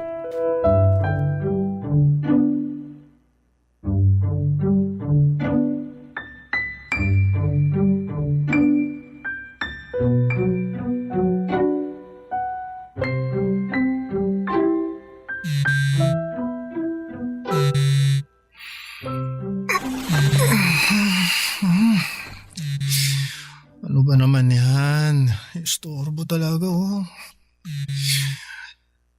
Dina, babe. Yung cellphone mo, kanina pa nagva-vibrate. Matingnan nga. Sino pa kasi to? Teka lang, wag. Akin na nga yan. Ano to? Ba't ang daming number na nagte-text sa'yo? Sino yung mga yan? Wala to. Mga katrabaho ko lang. Ha? Sigurado ka ba? Kasi parang nakita ko yung isang message, mukhang sinisingil ka yata. Oo. Gaya nga ng sabi ko, katrabaho ko lang yun. Eh bakit ka naman sisingilin ng katrabaho mo? May pinagkakautangan ka ba? Oo eh. Nung isang araw kasi, nasa digital wallet lahat ng pera ko. Tapos kinailangan ko ng cash. Kaya ayan, napilitan akong manghiram ng pera sa katrabaho ko. Yun lang yun. Ganun ba? Oo. Oy, sino naman yung ibang numbers na nagte-text sa'yo? Sandali nga lang. Binasa mo ba lahat ng messages ko? Hindi, kaya nga ako nagtatanong, di ba? Ayoko naman talaga kasing pakialaman yung cellphone mo eh. Pero kanina pa kasi vibrate ng vibrate yan eh. Kaya, ayan. Sa susunod kasi, gisingin mo ko. Hindi yung bigla-bigla ka nalang nakikialam ng gamit ng may gamit. Sinubukan naman kitang gisingin ah. Pero pinakialaman mo pa rin yung cellphone ko. Invasion of privacy ang tawag dyan sa ginagawa mo, Jules. Kakainis ka naman eh. Babe, sorry na. Please, huwag ka nang magtampo sa akin. Hindi ko naman nabasa lahat ng messages mo eh. At saka, pangako, sa susunod, hindi ko napapakialaman yung cellphone mo, okay? Siguraduhin mo lang ah. Promise. Hindi lang talaga ako nakatiis kanina kasi ang himbing na ng tulog ko tapos nagising ako ng dahil lang dyan sa cellphone na yan. Sige na nga. Pinapatawad na kita. Basta, wag mo nang uulitin yung ginawa mo ah. Kasi yung pinakaayaw ko sa lahat, yung pinapakialaman ako. Oo na. Sorry. Bati na tayo ah. Oo na. Nga pala babe, may gusto sana akong i-open up sa'yo eh. Ano yun? Siguro bukas na lang. Alam mo ikaw, ang labo mo kausap. Para saan pa na binanggit mo yung gusto mong pag-usapan kung hindi mo naman pala ikikwento sa akin? Eh kasi, kasasabi mo lang na ayaw mo yung pinakikialaman ka, kaya eto. Natatakot na ako na baka magalit ka na naman sa akin. Sige na, sabihin mo na. Sa tingin mo ba makakatulog pa ako pag hindi mo sinabi sa akin yung gusto mong sabihin? I'm sorry babe pero yung ayaw ko kasi sa lahat yung may utang eh. Grabe ka naman sa akin. Ba't pakiramdam ko parang hinuhusgahan mo na ako, ha? Yung katrabaho ko lang naman yung inutangan ko kasi wala akong cash nung time na yon. Eto na nga ba yung sinasabi ko eh. Eto mismo yung dahilan kung ba't ako nagdadalawang isip na sabihin pa sa'yo to eh. Pwes, dahil sinimulan mo na, walang matutulog sa atin hanggang hindi natatapos tong usapan na to. Please babe, huwag mo naman sanang masamain yung sinasabi ko sa'yo. Nakakasama ka ng loob eh. Pakinggan mo muna kasi ako. Yung sa akin lang naman, ayokong mabaon ka sa utang. Babe, alam kong marami kang luho. At tinanggap ko naman yun, di ba? Kasi nga, tulad ng sabi mo sa akin noon, pera mo naman ang ginagamit mong pambili sa mga luho mo. Kaya hinahayaan na lang kita. Pero yung utang kasi, ibang usapan na yun eh. Sandali nga lang. Ba't ka ba nagkakaganyan, ha? Ba't pa praning na praning ka na may utang ako sa katrabaho ko? Ayoko lang kasing matulad ka sa mga kasama ko sa call center. Anong ibig mong sabihin? Marami kasi akong katrabaho sa call center na mahilig mangutang. Yung iba sa kanila, bigla-bigla na lang nawawala para lang matakasan yung hiniraman nila ng pera. Babe, alam kong concern ka sa akin. Na-appreciate ko yun. Pero wala kang dapat ipag-alala. Hindi ako matutulad sa mga kasamahan mo sa call center. Siguro nga marami akong luho, pero hello, sahod ko naman yung pinambibili ko ng mga luho ko. Sige na, huwag ka nang magtampo sa akin oh. Ikaw lang naman tong iniisip ko eh. Iba pa rin kasi talaga kapag may financial stability tayo. Oh, sure, whatever. Matulog na nga lang tayo. Baka mamaya kung saan pa mapadpad tong usapan na to eh. Good night na.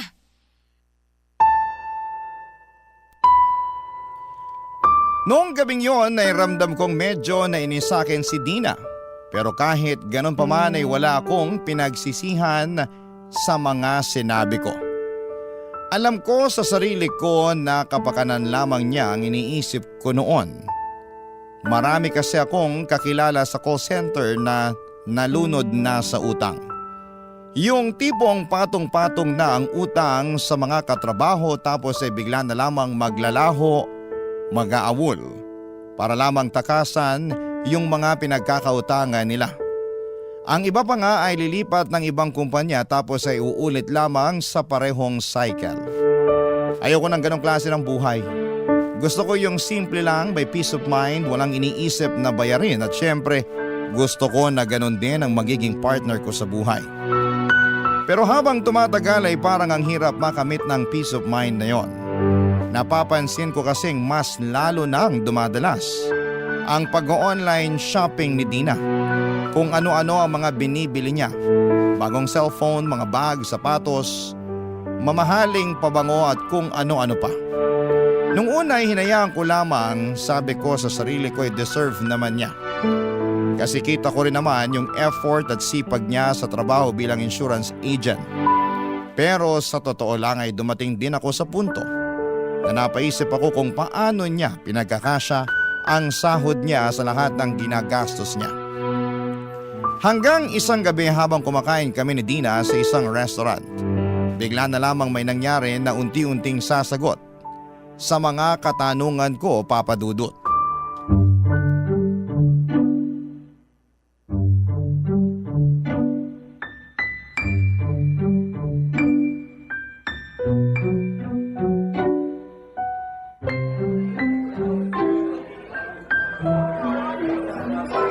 Babe, thank you dito sa treat mo ah. Maliit na bagay babe, kahit ano para sa'yo. Eh, teka lang. Parang himala yata na dinala mo ko rito sa restaurant. Eh di ba, ikaw tong palaging nagrereklamo na sayang lang sa pera yung paglabas-labas para kumain? Kakasahod ko lang kasi at napagtanto ko na medyo matagal-tagal na rin simula nung huli tayong lumabas. Kaya eto. Confirmed. Mahal na mahal mo talaga ako. Naman. At mahal na mahal din kita kahit kuripot ka. Uy, hindi ako kuripot ah. Maingat lang talaga ako sa pera, alam mo yan. Alam mo minsan, natatawa na lang ako eh. Bakit naman?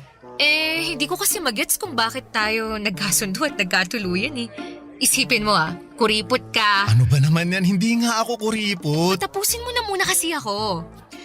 Anyway, kuripot ka. Tapos, ako naman maraming luho. Pero kahit magkaiba yung personalities natin, nagkakasundo pa rin tayo, di ba? Alam mo, babe, nung una, hindi nga ako natutuwa sa mga luho mo eh. Pero habang tumatagal, napaisip rin ako na siguro deserve mo naman yung mga pinamimili mo kasi galing naman ang lahat ng yun sa hard work mo, di ba? Tama ka dyan. Ay, asa na nga ba yung dessert na in-order natin? Ba't ang tagal? Kaya nga eh. Uy, babe, yung cellphone mo nagre-ring. Ay, Uy, bakit mo naman pinatay? Baka importante yun. naku wala. Katrabaho ko lang yun. Ah, Anyway, tawagin mo na kaya yung waiter, babe. Mag-follow up ka? mamaya na, bigyan na lang natin ng 5 minutes. Tapos kapag wala pa, saka na ako magfa-follow up. Sige. Teka, kanina pa ring ng ring yan eh. Pakiramdam ko mukhang importante yan. Sagutin mo na lang kasi. Hindi na kailangan. Gaya nga ng sabi ko, hindi naman importante yun. Uy, ayos ka lang? Ba't mukhang Biyernes Santo yung mukha mo? Babe, ayoko sanang sabihin to eh pero pakiramdam ko kasi parang may tinatago ka sa akin. Ano? Paano mo naman nasabi yan, ha? Masisisi mo ba ako eh? Kanina pa ring ng ring ang cellphone mo pero hindi mo sinasagot. Hindi ko sinagot kasi nga nagde-date tayo. Ayokong makaistorbo yung tawag na yun sa date natin. Yun lang yun. Kalokohan. Kung talagang wala kang tinatago, sasagutin mo yung tawag na yun. Ayoko sanang gawin to eh pero pahiram nga ako ng cellphone mo. Ano? Ayoko. Kung talagang wala kang tinatago, ipapakita mo sa akin yung cellphone mo. Sumusobra ka na, Jules, ha? Pinagtututahan mo ba ako na may iba akong lalaki, ha? Buti naman at alam mo. Ipakita mo sa akin yung cellphone mo ngayon mismo dahil kung hindi, tatapusin ko na tong relasyon na to. Yung ayaw na ayaw ko sa lahat, yung pinaglilihiman ako eh. Oh, sige na nga. Oo, yan. Kahit halongkatin mo yung cellphone ko hanggang umaga, wala kang makikitang lalaki dyan. Teka lang. Ano to? Ang dami mong missed calls ah. Tapos pa iba-iba pa yung number. Sino ba tong mga to ha? Tsaka bakit hindi mo man lang sinesave sa contacts mo tong mga number? Saka na lang natin pag-usapan to, please. Hindi. Magpaliwanag ka ngayon din. Hindi ako matatahimik hanggat hindi mo ipinapaliwanag sa akin kung bakit ang dami mong missed calls galing sa iba't ibang number. Okay. Tingnan mo na lang yung mga messages. Para malaman mong sagot dyan sa tanong mo. Sige.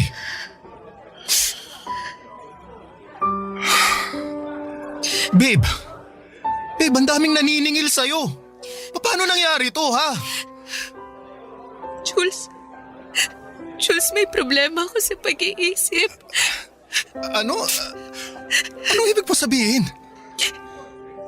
Last year, nung pumunta ako sa isang psychiatrist, sinabi sa akin ng psychiatrist na may compulsive buying disorder ako. Hindi ko makontrol yung sarili ko sa paggasta ng kung ano-ano. Ay, Dina.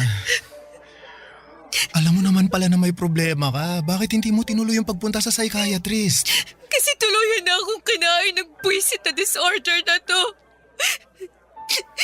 Nung una, nagagawa ko pa namang pagkasyahin yung sahod ko sa mga luho ko eh. Hanggang sa dumating yung araw na hindi na kinaya ng sahod ko yung mga pinamimili ko. Kaya napilitan akong mangutang sa mga online lending apps para may pagtustos ako. Dapat nung umpisa pa lang sinabi mo na sa akin to para natulungan kita. Tulungan? Ipaulit-ulit mo ang pinapaalala sa akin na ayaw mo sa mga taong nangungutang eh. Di bali na. Nandyan na yan. Huwag kang mag-alala. Haharapin natin to na magkasama, ha? Hindi kita pababayaan. Hindi kita pababayaan.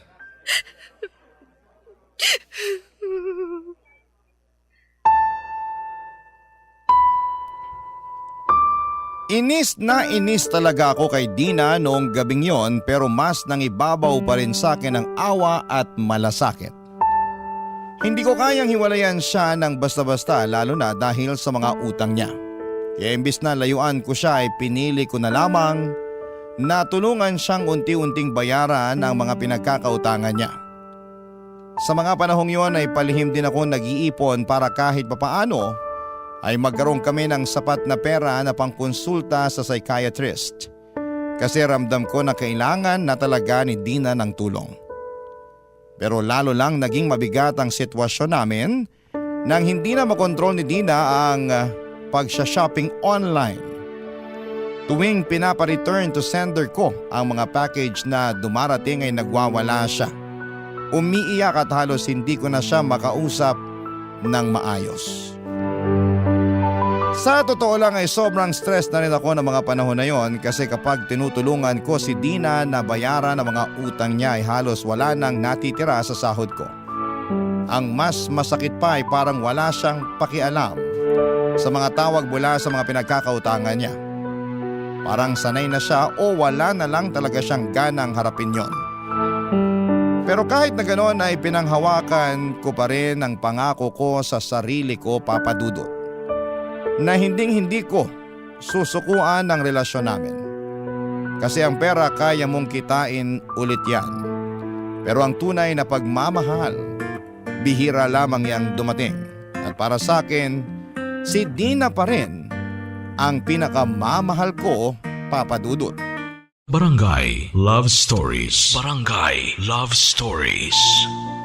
Habang lumilipas sa mga araw ay nagsimula na lamang akong mag-research sa internet kung papaano harapin at unawain ang isang taong may compulsive buying disorder. Doon ko natutunan na napakahalaga pala ng mga salitang ginagamit mo kapag kinakausap mo sila. Kailangan mong maging maingat at maunawain. Halimbawa, imbes na sabihin bakit ka ba laging bumibili ng kung ano-ano, mas maganda siguro kung sabihin mo na napapansin ko na madalas kang nag-online shopping.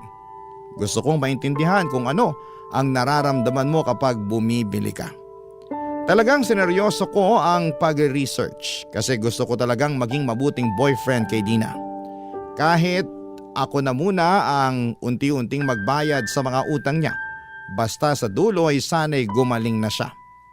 Kahit mahirap para sa akin, kahit halos ako na lamang ang nagdadala ng bigat, masaya na rin ako, Papa Dudut, basta makabangon lamang siya sa disorder niya. Pero hindi ko inaasahan na mas lalo pa palang lalala ang sitwasyon namin. Isang araw ay may nakita akong post sa Facebook at parang bigla akong tinamaan sa dibdib noong nakita ko ang post na yon, Papa Dudut.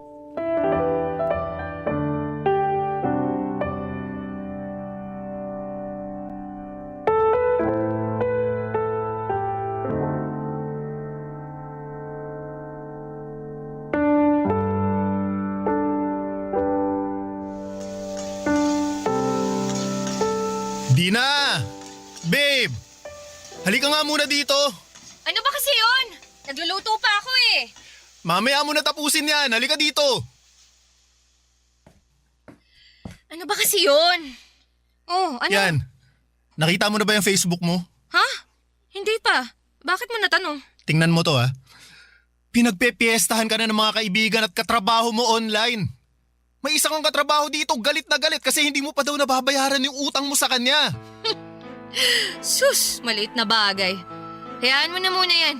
Buburahin niya din yan kapag nabayaran ko na siya. Eh yung sinasabi dito, magdadalawang buwan na raw yung utang mo sa kanya eh. At sa ginawa niyang pag-post sa akin, sa tingin niya magkakaroon pa ako ng gana para bayaran siya? Ha! Nako, manigas siya. Sige na, tatapusin ko pa yung niluluto ko. Teka Dina, sandali lang ha. Ibig mong sabihin wala kang balak na bayaran yung katrabaho mo? Meron naman. Pero anong magagawa ko? Eh wala pa akong pambayad eh. Delayed yung sahod ko ngayong buwan na to, kaya mag-antay siya kamo. Saglit lang. Ano yung ginagawa mo, ha?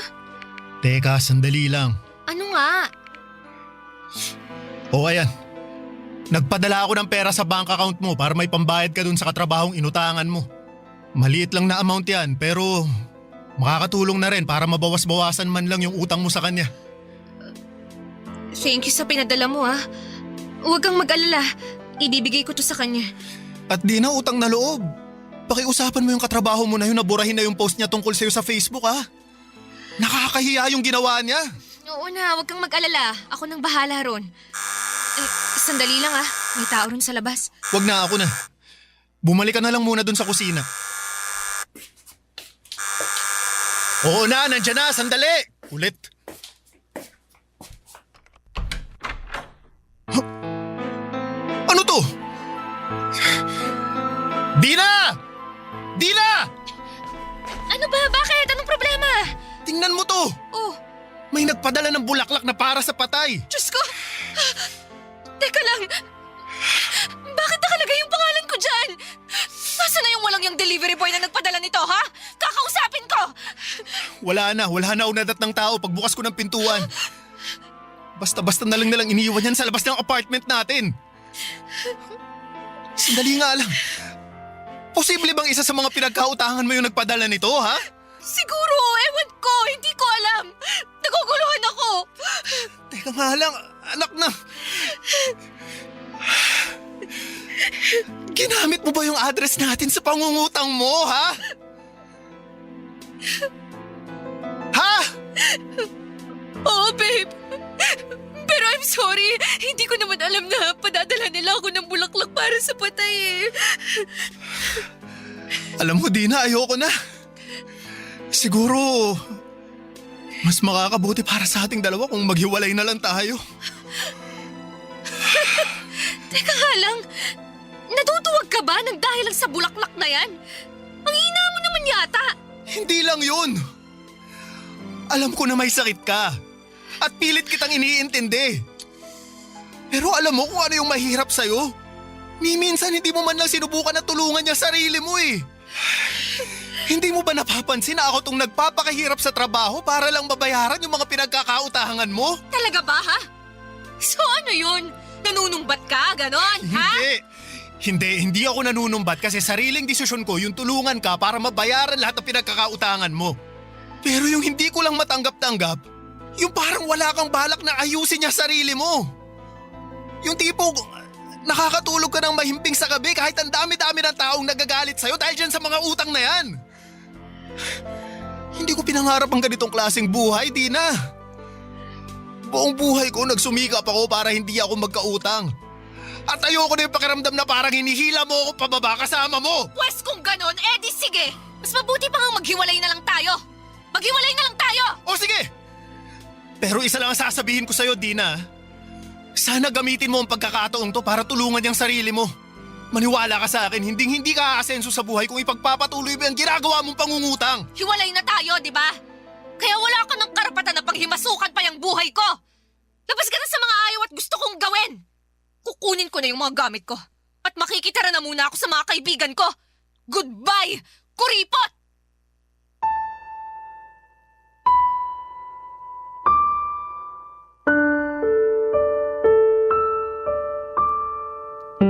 Talagang napuno na ako noong araw na yon, Papa Dudut.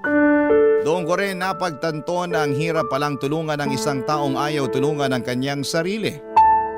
Noong mismong araw na yon ay umalis si Dina at tahimik lamang siyang nag-impake at blinak niya din ako sa Facebook. Makalipas nga ang ilang linggo ay napagdesisyonan ko na rin po na lumipat ng bagong tirahan. Sobrang dami na kasing alaala ni Dina sa dati kong apartment at gusto ko na rin po makapag-move on kahit papaano. Aaminin ko na may mga araw pa rin na nalulungkot ako. Lalo na tuwing naaalala ko siya. May mga gabi na bigla na lamang akong napapaiyak. Lalo na kapag bumabalik sa isipan ko yung mga pinagsamahan namin. Pero kasabay noon ay naaalala ko rin kung gaano kabigat yung pinagdaanan ko noon, yung stress, yung pagkalunod sa problema at yung halos maubos na ako sa kakabayad sa mga utang na hindi naman akin. At dahil doon ay mas naging buo ang loob ko na tama lang ang naging desisyon kong tapusin ang relasyon namin. Lumipas nga ang ilang buwan at naging mas tahimik ang buhay ko, Papa Dudut. Sa totoo lang ay wala pa akong balak pumasok ulit sa panibagong relasyon. Nakatuon na lang muna ako sa sarili ko, sa trabaho, sa ipon at sa muling pagbuo ng sarili kong kapayapaan. Pero isang araw sa hindi inaasahang pagkakataon ay paulit-ulit akong tinawagan ni Dina sa cellphone. Laking gulat ko nang malaman ko na in-unblock na niya pala ako.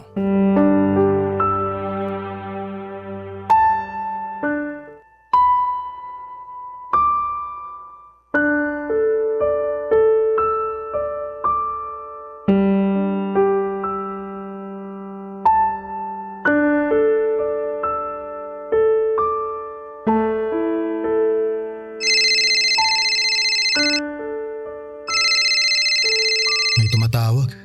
Sino to? Si Dina. Hello, Dina. Hello, Jules. Kumusta ka na? Ayos lang ako. Ikaw, kumusta ka? Sa awa ng Diyos. Ayos lang din naman.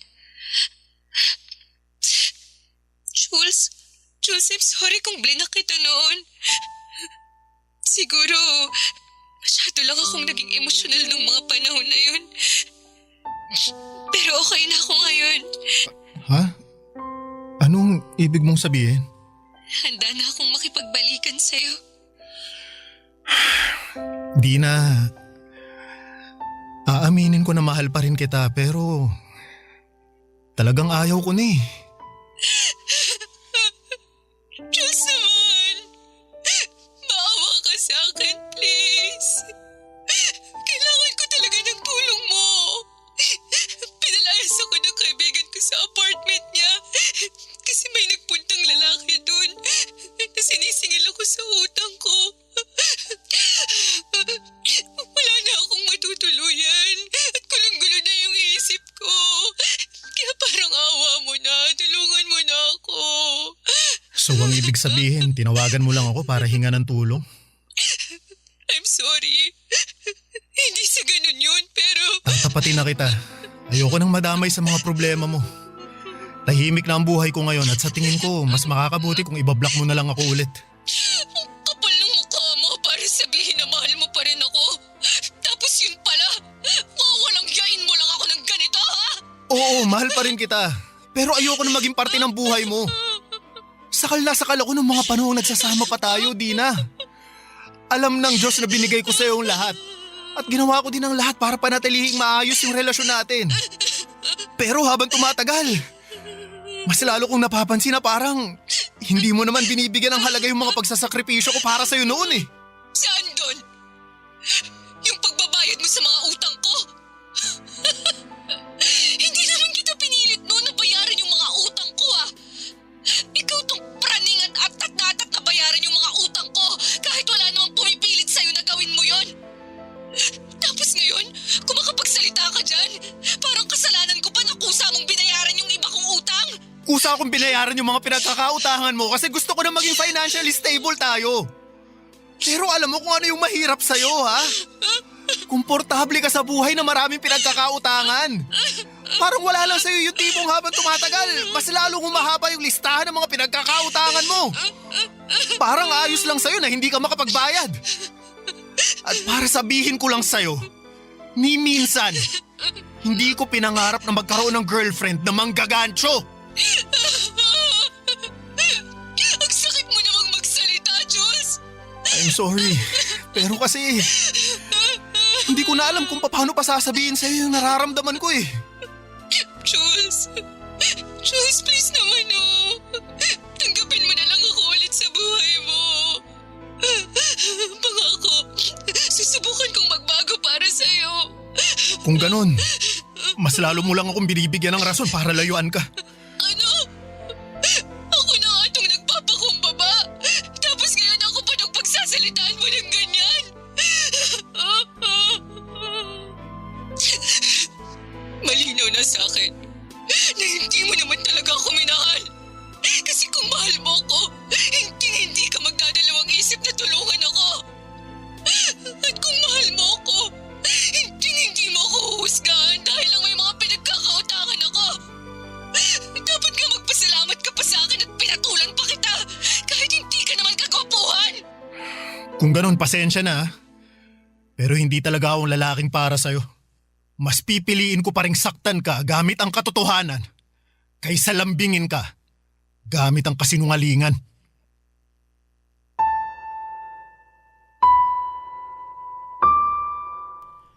Siguro po ay marami sa mga kabarangay ninyo ang huhusga sa akin dahil sa ginawa kong pangiiwan kay Dina.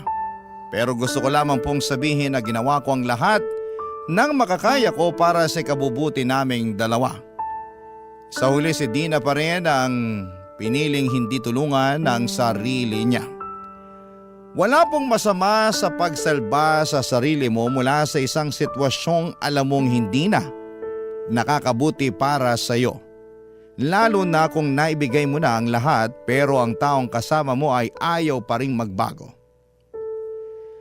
Sa ngayon po, Papa Dudut, ay tahimik na ang buhay ko. Wala na rin akong balita kay Dina mula nang huli kaming mag-usap sa cellphone. Pero may isang mahalagang aral akong natutunan sa lahat ng mga nangyari. Dapat maging matalino tayo sa pagdedesisyon, lalo na pagdating sa pera. Lalo na kung may karelasyon ka na.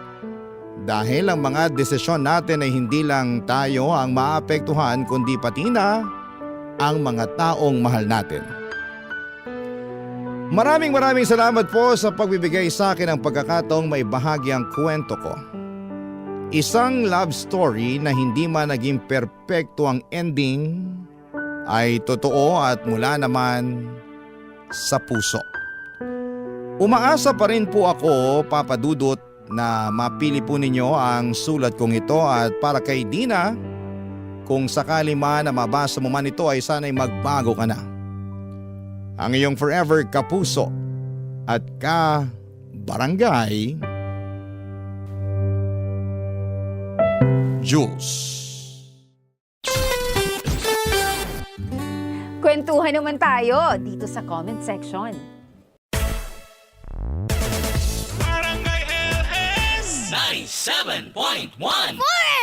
Mga kwento ng pag-ibig, kwento ng pag-asa at mga kwento ng buhay dito sa Barangay Love Stories. Love Stories.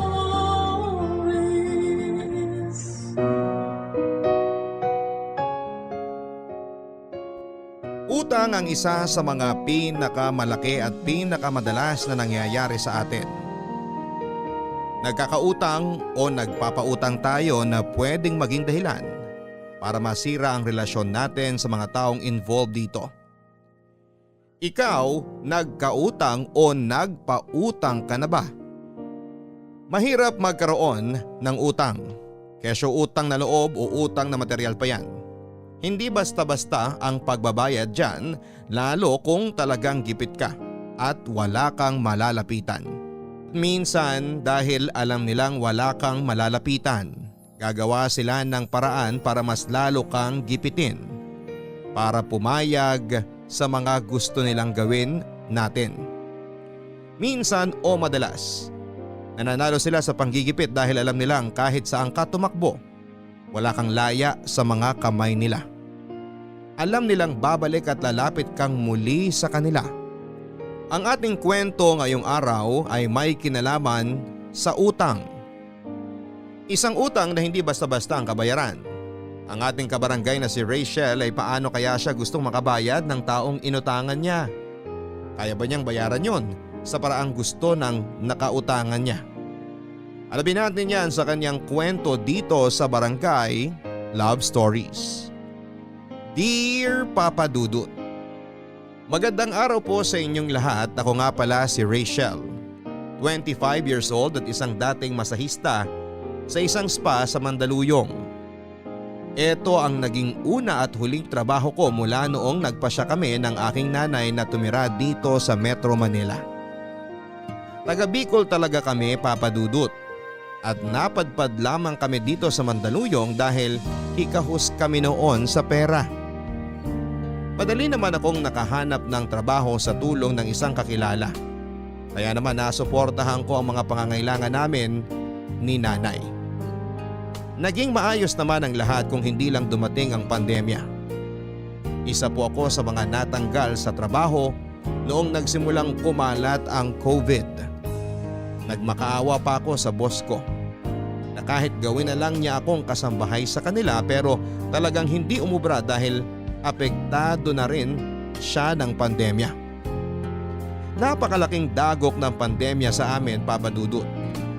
Hindi po kami nakapaghanda dahil hindi naman ako nakapag-ipon. Hindi naman kasi kalakihan noon ang sahod ko at sumasapat lang para sa aming dalawa ni nanay. Hindi na nga ako dati halos makatulog kakaisip kung paano ako kikita ng pera. Nakautang naman si nanay sa kapatid niya pero hindi yon sapat, Papa Dudut, para sa araw-araw namin, lalo na sa mga bayarin. Mabuti na lang at may utos noon ng gobyerno na bawal maningil sa mga paupahan at kasali kami noon sa mga nakahinga ng maluwag. Hindi naman namilit ang landlord naming si Mang Simon. Sinunod nito ang inutos ng mga nakakataas.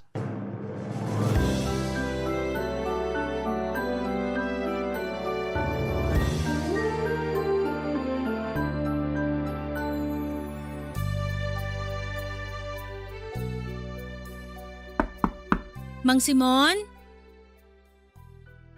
Mang Simon? Oh, bakit Rachel? May kailangan ka ba? May sira ba sa apartment nyo? Ay, wala naman po. May gusto lang po sana akong ipakiusap. Oh, ano yun? Mukhang malabo kaming makabayad ng upa ngayon at sa mga susunod pang buwan. Natanggal po kasi ako sa trabaho. Wala pa akong napapasukan ngayon kasi halos lahat nakasara pa eh. Ay, ayos lang yun. Talaga po? Hindi niyo po ba kami paaalisin ng nanay? Papaalisin? Bakit ko naman gagawin yun? Kasi po di kami makakabayad. Ayos lang nga. Huwag mong intindihin yun.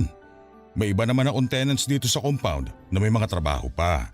Sila munang sasalo sa hindi nyo mababayaran. Talaga po? Pasensya na po talaga. Wala yun. Tsaka hindi ka ba nanonood ng balita? Hindi po eh. Binenta po namin yung TV namin para may pangbili kami ng pagkain. Ganun ba? Ay. Sabi sa balita huwag muna kaming maningil ng mga landlord at landlady dahil nga sa sitwasyon. Gustuin ko man pilitin ka magbayad. Hindi ko magawa dahil baka bukas makalawa makulong na ako. Hindi ko naman po gagawing ireklamo kayo para makulong.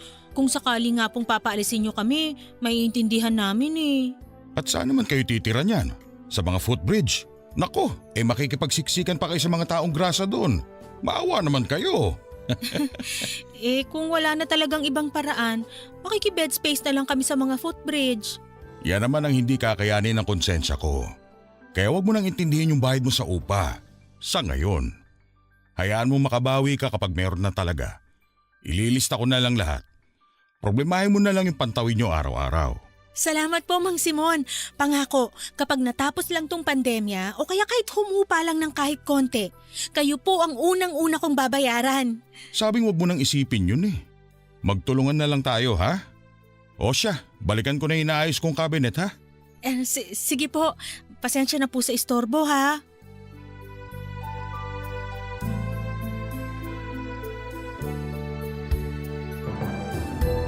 Marami kaming binentang gamit sa bahay, Papa Dudut, tulad ng ref.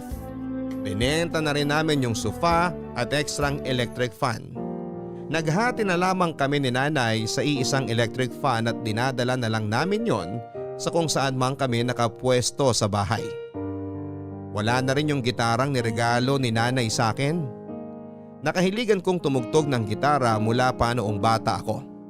Kaya naman nasaktan ako ng todo nang magpa siya kaming ibenta yon dahil pinaghirapang bilhin yon ni nanay. Hindi rin namin pinalagpas ang ibang mga damit ko. Binenta ko yon online. Marami pa kaming binenta na naipundar ko noong nagtatrabaho pa ako. At sobrang sakit noon para sa akin dahil pinaghirapan ko ang lahat ng yon para maging komportable ang buhay namin. Sigurado ka bang ibebenta pa natin tong maliit na oven mo? Opo, Nay. Baka mabili din niya ng 500 pesos. Pangdagdag pambili ng gas. Sayang naman to. Alam ko gustong gusto mo to eh.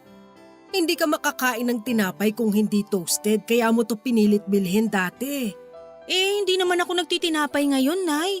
Saka nagtitinapay lang naman ako kapag papuntang trabaho. Wala naman akong work ngayon, so para saan pa yan? Ay, nakakalungkot naman tong nangyayari sa atin. Wala pa tayo sa kalagitnaan ng pagtupad ng mga pangarap natin, bigla naman nagkaroon ng ganito. Pagsubok lang to, Nay. Saka hindi lang naman tayo yung apektado. Marami tayo. Lahat tayo. Alam ko naman yon. Lalo na tayo mga nandito sa Metro Manila. Ang iniisip ko lang, yung kuya at tatay mo kaya kumusta sa Bicol? Di ba, Nay, nagkasundo na tayo na wag na silang pag-usapan? Naiisip ko lang kasi naging pamilya pa rin naman natin sila. Hindi naman naging.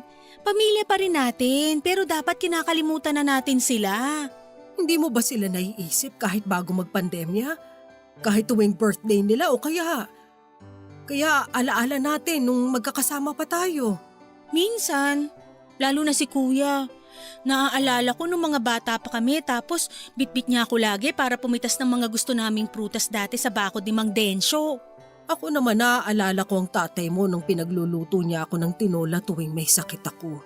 Pero hanggang alaala na lang lahat natin yun, Nay. Natapos na yung magagandang alaala natin sa kanila, di ba? Kung hindi lang sila nalulong sa sugal at alak, baka hanggang ngayon magkakasama tayo. Masaya tayo. Parang nagsisisi na naman kayo na iniwan natin sila. Kung patuloy tayong andon, hihigupin nila lahat ng pasensya at lakas natin. Tayo rin ang mauubos, Nay. Tingnan mo nga, naging maayos ng buhay natin mula nung umalis tayo ng Bicol at iniwan sila.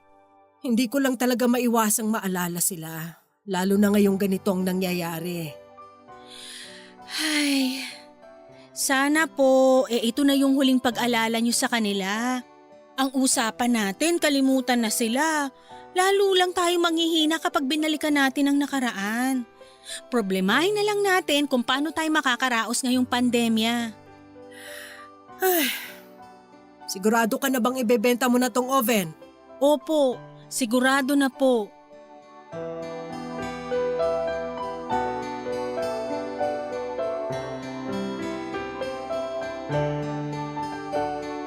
Iniwan namin sina tatay at kuya sa Bicol dahil sa problema nila sa alak at pagsusugal. Nalulong silang pareho dito mula noong bumalik galing Saudi ang tiyuhin namin. Sinama niya sa lahat ng pasugalan sa amin at tinuruang uminom ng alak ang kuya at ang tatay ko. Nung una ay nagpasensya kami ni nanay pero nang tumagal, hindi na namin kinaya pa. Natanggal sa trabaho ang kuya ko. Samantalang sinangla naman ng tatay ang maliit naming lupa na kinatatayuan ng bahay namin. Kami ng nanay ang inasahan nilang tumusto sa lahat ng gastusin, kabilang na ang bisyo nila. Hinayaan lang namin noong una, Papa Dudut, pero noong natauhan na kami ay tinakasan namin sila ng isang gabing lasing na lasing sila at nakahiga sa sahig. Nahirapan akong kumbinsihin si nanay para tuluyan ng talikuran ng kuya at ang tatay ko. Pero sa huli ay napapayag ko siya. Nagsimula kami ng aming panibagong buhay sa Metro Manila at pinangako namin sa mga sarili namin na hindi na namin sila babalikan dahil masyado nila kaming sinagad. Nawala na kami ng balita sa kanila at masaya kong hindi naman kami binuko ng mga kakilala namin na may alam sa plano naming yon. Hinayaan nila kaming makatakas sa piling ni na kuya at tatay. Barangay Love Stories. Barangay Love Stories. Ang mga Kapuso shows mapapanood at mapapakinggan din abroad via GMA Pinoy TV, GMA Live TV at GMA News TV channels. Para mag-subscribe, visit www.gmapinoytv.com. Follow us at GMA Pinoy TV on Facebook, Twitter, Instagram, YouTube, Viber, and TikTok for the latest updates on Kapuso programs, artists, events, promos, and more. Salamat, Kapuso! Barangay Love Stories. Barangay Love Stories. Noong medyo lumuwag ng kaunti ang pandemya ay nakahanap na ako ng bagong pagkakakitaan. Inaya akong magbenta ng sabong galing Korea ng dati kong kasamahan sa spa. Hindi ko nga alam kung paano noon sisimula ng pagninegosyo nito dahil hindi naman ako bihasa sa ganito. Pero sinipagan ko ang pag-Facebook para makakuha ng mga customers. Naging mabenta ang mga sabong benta ko at madalas ay nakakaubos ako ng 2 karton sa loob lamang ng 2 linggo. Nakakabangon na kami noon kahit paunti-unti at hindi namin kailangang magbenta pa ng gamit. Kahit may pinagkakakitaan na ako noon ay hindi pa rin yun naging sapat. Lalo na sa pangbayad sa upa. Hindi ko na lang sinabi muna kay Mang Simon na may racket ako. Kung akala niya noon ang perang pinangtatawid namin ay galing pa rin sa mga nabenta naming gamit.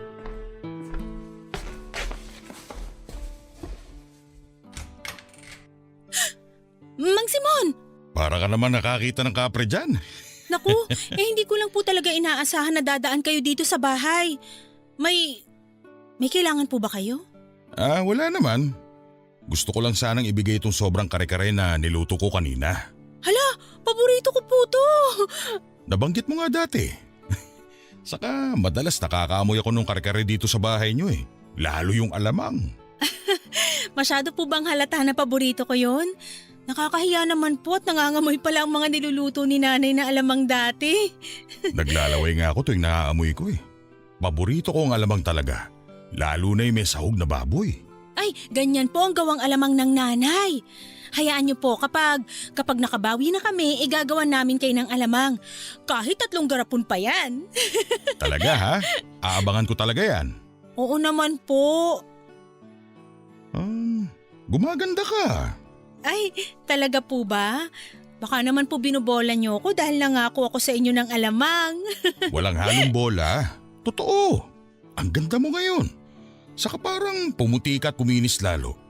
Ano ba sikreto mo? Siguro may sabong kang ginagamit no? Share mo naman kung ano para bumili ako sa'yo. Para doon sa pamangkin kong gustong pumuti.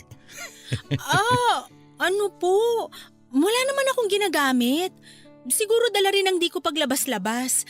Alam niyo na, hindi naaarawan eh. Pero lagi naman kita nakikita lumalabas ng bahay. May mga bit-bit ka pa nga lagi eh. Wala po yun. Yung ano lang po yun. Yung mga maliliit na abubot dito sa bahay na sinusubukan kong ibenta dyan sa labas. Puro ko pagbebenta ng mga gamit nyo. Baka naman mamaya pati nanay mo ibenta mo na rin ha? Sa susunod pong buwan kapag di pa rin sapat, pati si nanay, ibebenta ko na talaga. Mang Simon? Ano yun? Sana po habaan niyo pa ang pasensya niyo sa amin ni nanay. Makakabawi rin po kami. At pangako kayong unang makakatikim ng pera namin. Ay nako, yan ka na naman Rachel. Di ba nga sinabi ko sa'yo na ayos lang yun? Naiintindihan ko ang kalagayan ninyo. Ayoko rin pilitin kayong singilin, sa wala nga, hindi ba? Opo, pero… Basta, ayos lang yun. Huwag mo na lang ipaalam sa ibang tenants na hindi ko kayo pinagbabayad. Baka magselo sa mga yun at hindi na rin magbayad. Ay opo naman, huwag kayong mag-alala. O sige, babalik na muna ako sa bahay para hugasan yung mga ginamit kong pangluto. Sana ma-enjoy nyo yung kare-kare. Sinarapan ko talaga yung pagluluto niyan. Maraming salamat po. Di lang po dito sa kare-kare. Maraming salamat po sa lahat, Mang Simon.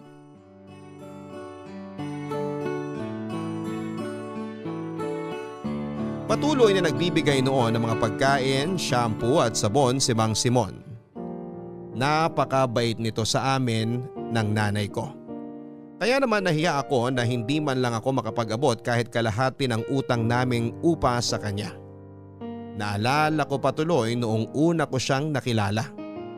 Bitbit ko dati ang mga bag namin ng nanay nang katukin ko ang gate niya. Hulas na ako noon dahil sa pagod at sa init ng panahon. Pinatuloy kami ni Mang Simon nang tanungin namin kung doon ba ang apartment for rent. Sa kanya yung pinakamurang apartment na napuntahan namin.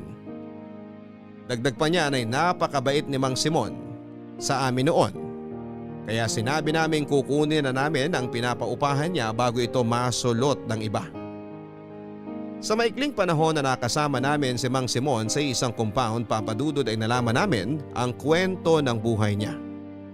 Matandang binata ito, edad 50 na ito at kaidaran lang siya ni nanay. Nalaman namin na isang beses lang itong nagkaroon ng karelasyon at noong high school pa lamang siya. Hindi na naulit na manligaw ito dahil bukod sa pagiging torpe niya, pihikan din daw ito sa babae. Hindi naman sa panlalait pero hindi naman ito kagwapuhan at medyo natakot pa nga ako sa kanya noong una ko siyang nakita dahil mukha siyang kriminal. Mali na pinag-isipan ko siya ng ganon dati dahil pinakita naman niya kami ng mabuti ni nanay. Oh, mukhang malaki ang kinita mo ngayon ah. Shh! Huwag masyadong malakas ang boses, Nay. Baka marinig ka ni Mang Simon. Hindi mo pa ba sinasabi na nagbebenta ka ng sabon? Baka kasi biglang maningil.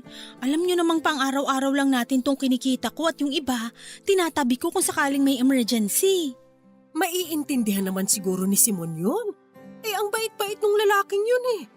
Tapos medyo matikas pa ang pangangatawan.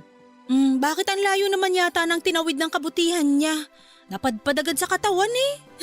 Napapansin ko lang naman. Paano ba naman tuwing magsasamsam ako ng mga sinampay? Nakikita ko siya lagi nagdidilig ng mga halaman niya. Bakat ang suot! Ay, ang nanay, kung saan-saan tumitingin. Hindi ako titingin kung hindi agaw eksena yung suot niya, no? Bakit parang ramdam ko na may crush kayo kay Mang Simon, ha? Crush? Naku, wala ah! Irarayuman na ako't lahat-lahat eh. Ngayon mo pa ako pagbibintang ng may crush. Pero, oo. Uy, inaan mo nga yung tawa mo. Hindi na nga tayo nakakabayad ng upa eh. Mambubulaho pa tayo dito sa compound. Nakakatawa lang kasi, Nay. Pansin ko naman dati na panay ang pagsusuklay at pag-unat mo ng damit mo tuwing makikita mo si Mang Simon eh. Hindi ko lang talaga inakala na talagang may gusto ka nga sa kanya. Konti lang, no? Tsaka epekto lang din to ng hindi masyado makalabas ng bahay para makakita ng ibang crush. Sus, kahit naman bago pa magpandemya iba na yung lagkit ng tingin nyo kay Mang Simon. Lalo kapag inaabot mo yung upa natin sa kanya. Ay, hindi ah! Wag nang mag-deny, Nay. Kaya ang sipag nyo lagi na kunin sa akin yung upa para ikaw yung magdiretso kay Mang Simon. Hoy, binabawasan ko lang ang ginagawa mo, no? Alam kong pagod ka na nga sa trabaho, kaya ako na yung nag-aabot ng bayad kay Simon. Sige lang, Nay. Paniwalaan niyo pa ang sarili niyo sa pagde-deny niyo.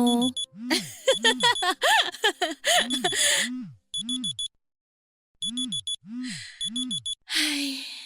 O bakit? Nag-alarm lang po yung cellphone ko. Reminder lang na birthday pala ni Nika ngayon. 10 taon na pala si Nika, no?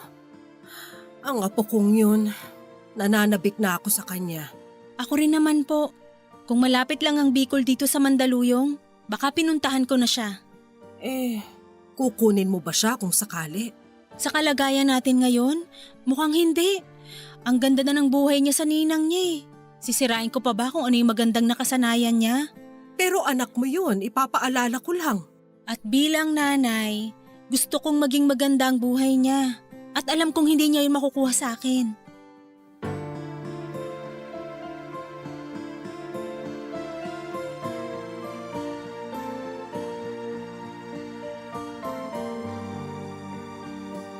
Quince anyos ako noong nabuntis ako ng boyfriend ko.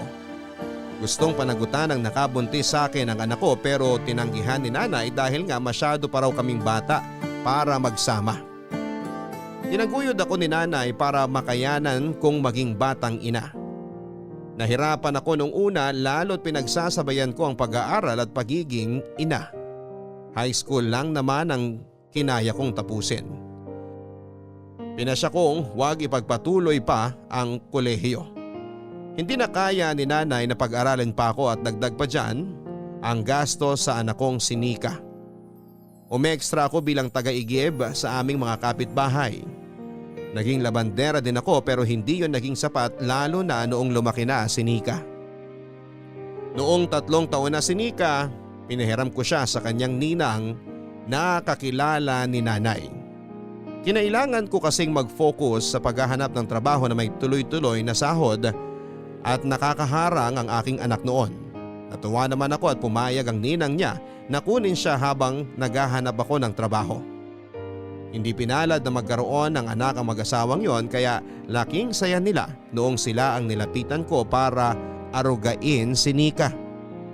Sila na rin papadudot ang nagsabi na huwag ko nang alalahanin pa ang gastos. Sinabi rin nila na mag-ipon na lamang ako para sa future ni Nika. Hindi naman naging ganon kadali ang makapag-ipon lalo't nauubos yon dahil sa bisyo ng kuya at kapatid ko. Bago mag-4 na taon si Nika ay nagpaalam ako sa kanyang ninang na doon muna siya titira at hindi ko pa alam kung hanggang kailan dahil tatakas kami papuntang Metro Manila. Naiintindihan naman ng ninang niya yon. Hindi na ako nagpaalam sa anak ko dahil baka hindi ko kayanin yon. Noong mga unang buwan ay nagpapadala pa ako para sa panggastos niya. Pero noong naglaon ay hindi na ako nakapagpatuloy pa. Sinabi naman ng ninang niya na huwag na akong magpadala dahil alam niyang mahirap ang makipagsapalaran sa Metro Manila. Mula nga noon papadudot ay naisip kong huwag na lang bawiin si Nika sa kanila dahil alam kong mas magiging maganda ang buhay niya doon kesa sa piling ko. Noong nagsimula na ang GCQ ay nagsimula na ring maningil si Mang Simon. Nagsimula na ring humina ang bentahan ko ng sabon lalo't marami ang nagrereklamo na nagkakatagyawat sila. Konti na lang ang nabentahan ko. Para hindi mabaon sa hirap noon ay nagpa siya akong mag-home service bilang masahista sa dating mga customer ng spa namin. Nakuha ko ang mga number nila papadudot noong pinicturean ko ang logbook namin dati. Nangihinayang nga ako na isip ko. Nirekomenda naman ako ng mga customer na yon sa mga kakilala nila. Pero binarat nila ako sa bayad ng masahe. Samantala hindi na rin ako nakakatanggi pa dahil pera na rin yon. Naramdaman ko kasi na dahil sa GCQ maniningil na siguro si Mang Simon at nagkatotoo nga.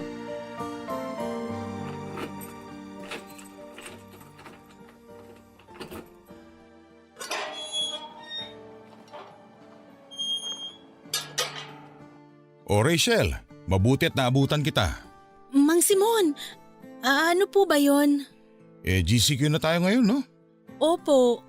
Tapos umalis pa isang tenant natin. Umuwi ng probinsya. Opo, nabalitaan ko nga. Tapos tagulan na.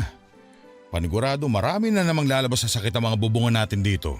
Alam mo na, kapag matanda na ang bahay, marami nang kinukumpun eh.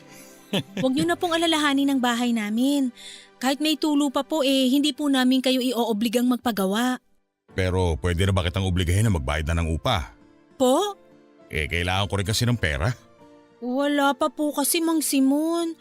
Sagad pa rin talaga ang bulsa namin. Sagad? Parang hindi naman. Mukhang malakas naman ang bentahan mo ng sabon dati. Po? Paano po? Naku, alam ko na dati pa. Kitang-kita ko naman sa mga CCTV ko dito na dumadating yung mga package ng sabon mo tuwing Sabado. Hindi ko lang sinabi sa'yo kasi alam ko, pang-araw-araw niya yun. Mukha namang nakaipon ka na sa dami ng sabon na labas-masok dito sa compound. Pasensya na po kung di ko nasabi sa inyo dati. Natatakot kasi ko na baka maningil kayo. Bakit naman kailangan matakot? Ako pa nga itong nagsabi na wag muna kayo magbayad, hindi ba? Ikaw naman, parang hindi mo ako pinagkakatiwalaan yan eh. Nakakatampo naman. Hindi naman po sa ganun. Inaayos ko lang po talaga ang budget ko. Nasa listahan ko pa rin naman yung bayaran kayo. Ngayon, makakabayad ka na ba kahit yung unang 2 buwan lang muna? Wala po talaga Ay. Huwag po sana kayong magalit. Humina kasing negosyo ko ng sabon nitong mga nakaraan. Kaya naman umextra na lang ako bilang masahista sa mga dati naming customer. Masahista ka nga pala, no? Baka naman pwedeng minsan tanggalin mo tong sakit ng katawan ko. Lalo dito sa braso ko. Matigas na ata dahil sa stress sa pera. Basta po, hahanap ako ng ibang kliyente pa. Magbabayad din po ako sa inyo. Paano yan kung hindi na ako makahintay? Kasi naman, may nag-i-inquire na uupa dito. Sexy, makinis, Mas bata sa'yo ng konti eh. Ayaw naman niya yung bakante dyan kasi masyado raw malaki para sa kanya. Solo siya. Single siya. Bale, nirekomenda ko yung sa inyo kasi mas maliit at pwede sa kanya. Pwede naman po kaming magpalit kung gusto nyo. Doon na lang kami sa nabakante. Pwede naman po kaming mag-adjust ng nanay. Sus! Kayo na nga ang pinakamurang apartment dito sa compound ko eh. Hindi pa kayo makabayad. Paano na lang kukunin mo pa itong pinakamalaki? Parang abusado naman ata yun. Mang Simon, parang awa niyo na. Huwag niyo naman po kaming paalisin. Konting palugit pa, makakabawi rin kami. Konti na lang po. Konti na lang din kasi ang pasensya ko eh.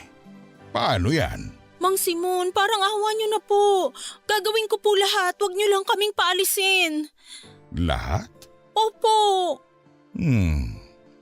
Patingin nga ng mukha mo. Grabe yung kinis mo talaga, no? Makabili nga ng sabon na yan. Mukhang ang sarap. Sarap haplusin ang pisngi mo. Walang butas o tigyawat kahit isa. Parang amoy pulbo pa. Mukhang masarap unanan kapag pagod maghapon. Ano po bang gusto niyong puntuhin? Mukhang kahit baliktarin ko ang buong apartment nyo, di ko kayo mapapaglabas ng pera. Paano kung singilin ko na lang kayo sa ibang paraan? I mean, singilin kita sa ibang paraan. Ano po yun? Kaya mo bang patulan ng di kakinisang tulad ko? Kaya mo bang sipingan ng lalaking kaedad na ng nanay mo? Mang Simon, ano po ba? Okay, sige.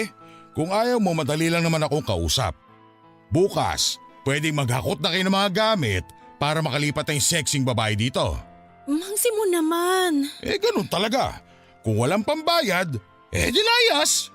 Papayag na po ako sa gusto nyo. Lumayas o sipingan ako? Ano? Sipingan.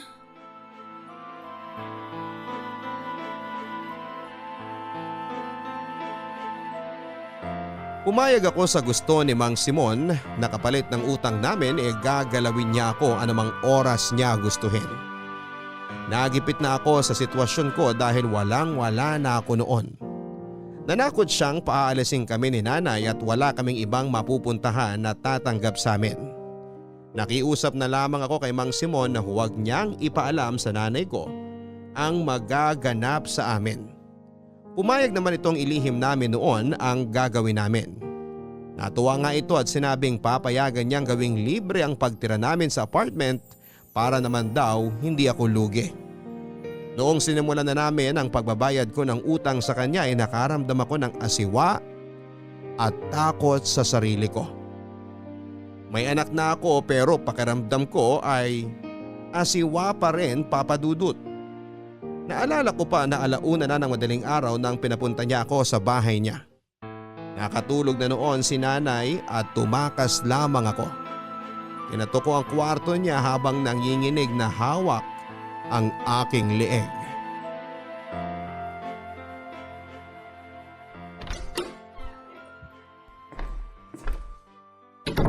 Kanina pa kita hinihintay ah. Di ba sabi ko naman sa'yo, 11:00 ng gabi ka pumunta dito? Alam mo namang maaga ako bukas eh. Hinintay ko kasi na makatulog si nanay. Marami pa siyang kinalikot sa bahay kaya hindi ako nakaalis agad. Huwag na mauulit to ah. Ayoko nang pinaghihintay ako. Hindi na po, Mang Simon. Simon na lang ang itawag mo sa akin. Parang nakakaasiwa naman tawagin mo akong Mang habang nag-aano tayo. Sige, Simon. Oh, parang nilalamig ka. Nanginginig ka ba? Gusto mo ba hinaan ko ang aircon? Kinakabahan lang po. Huwag kang kabahan. Alam ko ang ginagawa ko. Hihiga ka lang dyan. Ako na ang bahala sa'yo. Sandali lang po. Ano ba? Sinisira mo ang mood ko eh. Pwede po bang makigamit ng banyo? Ano ba talaga ha? Gusto mo bang ituloy ito o hindi? Madali lang naman akong kausap.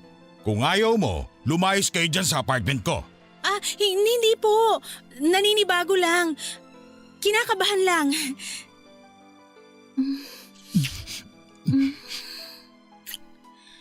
Ganun po ba? Diinan mo naman ang halik. Para ka naman humalik sa santo eh. Hindi naman ako mababasag kapag itinin mo pa ng konti yung labi mo. Halikan mo ako dito sa leeg. Dito.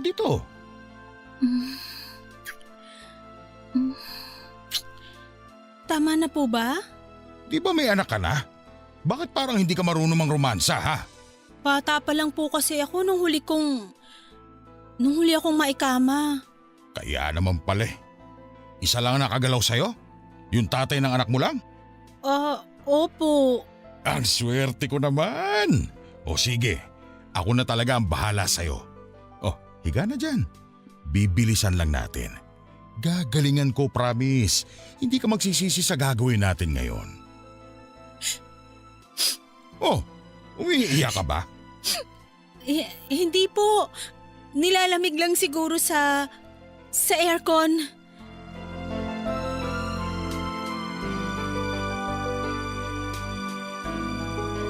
Pinigilan kong huwag maiyak habang nagsisiping kami ni Mang Simon. Natakot ako magpakita sa kanya ng kahit na anong negatibong emosyon dahil baka magalit po ito.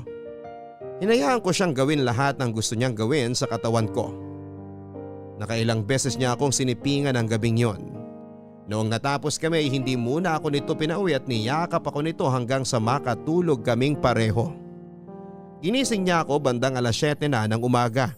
Pinauwi ako nito at mabuti na lamang at hindi pagising ang nanay at walang nakakitang tenant sa akin noong lumabas ako sa bahay ni Mang Simon. Sa mga sumunod na beses na nagkita kami, nasanay na akong tanggapin ang nangyayari sa amin. Aminado po ako, Papa Dudut, na nagustuhan ko noong tumagal ang ginagawa namin ni Simon. Minsan nga ay hinahanap-hanap ko pa yon. Siya pa lang ang pangalawang lalaking nakasiping ko. Pero aaminin ko na habang tumatagal ay nararamdaman ko naman na masaya ako tuwing may nangyayari sa amin. Barangay Love Stories. Barangay Love Stories. Ang mga Kapuso shows mapapanood at mapapakinggan din abroad via GMA Pinoy TV, GMA Live TV at GMA News TV channels. Para mag-subscribe, visit www.gmapinoytv.com. Follow us also at GMA Pinoy TV on Facebook, Twitter, Instagram, YouTube, Viber, and TikTok for the latest updates on Kapuso programs, artists, events, promos, and more. Salamat, Kapuso! Barangay Love Stories. Barangay Love Stories. Tinupad naman ni Simon ang pangako niyang patirahin kami ng libre sa apartment. Hindi na rin ako nito pinagbayad sa mga nakaraang utang namin. Walang kaalam-alam noon si nanay sa naging sitwasyon namin ni Simon. Nagsinungaling ako sa kanya at sinabing may nakuha na akong trabaho. Kahit na ang katotohanan ay andun lang ako sa bahay ni Simon, nagbababad kasama niya.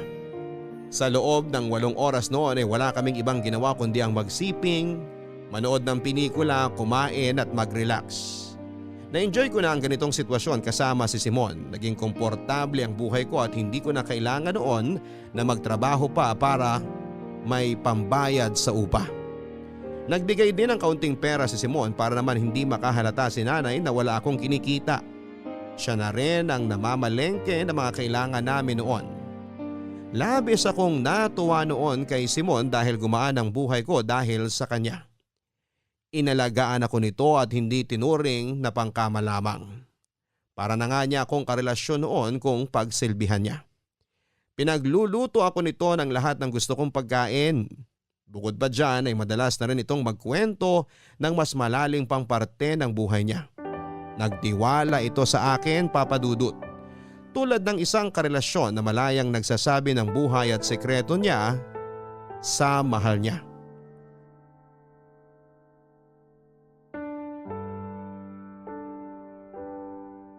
Kanino mo pa tinitingnan yan tiyan mo? Nakulangan ka ba sa kinain mo kanina? Gusto mo pa bang umorder? Kuha ka ng pera sa wallet ko sa kwarto. Order tayo ng gusto mong pagkain. Hindi na. Busog na ako dun sa sisig na niluto mo. Ang sarap nun. Sa susunod uli ha. O bakit nga panay ang sipat mo dyan sa tiyan mo? Pati binti at hita mo, kanina mo pa tinitignan. Naninibago lang ako sa katawan ko. Kanina ko lang napansin na nanabana ako eh. Hindi naman ah. Okay naman. Pinapagaan mo lang ang loob ko eh. Alam kong tumaba ako. Nahihirapan na akong angguluhan ng mukha ko para maging payat. Masyado nang lumulobo tong pisngi ko, parang siopaw sa pagkabilog. Hindi ko na nga rin masara tong pantalong bigay mo sa akin eh. Hindi ka lang natunawan. Ikapin mo lang yan. Liliit na ulit yung puson mo. Ay nako, nakailang laklak na ako ng kape. Hindi naman lumiit. Pusod ko lang yata yung lumiit eh. Bibilhan na lang kita ng bagong pantalon para hindi ka na ma-stress dyan. Tapos kapag tumaba ako uli, hindi na naman yun magkakasya. May pera ako. Kahit ilang beses na lumapad yung bewang mo, may pambili ako ng pantalon mo. Mag-leggings na lang kaya ako, no? Mas bagay sa'yo ang maong. Eh kasi mas nakahalatang lumulobo na ako eh. Eh ano naman ngayon kung lumolobo ka na? Baka kasi hindi mo na ako gustong sipingan kapag ganun. Ha? Saan mo naman napulot yung impormasyon na yan? Eh di ba kayo mga lalaki mahilig sa maliit na bewang na ala Barbie? Yung sobrang sexy? Yung sexy para sa akin, yung malaman. Mas gusto ko nga ang katawan mo ngayon kesa nung una tayo nagsiping eh. Mas may napipisil ako. Talaga lang ha? Ayaw pang maniwala. Kayo talaga mga babae, ang hirap intindihin. Kapag nagsabi ng totoo, hindi maniniwala. Kapag nagsinungaling, hindi rin maniniwala. Nagsisinungaling ka nga sa akin ha? Hindi talaga ako sexy? Oh, tingnan mo yung toyo mo. O sige na nga, naniniwala na akong sexy ako. Ganyan. Yan ang gusto ko sa babae. May kumpiyansa.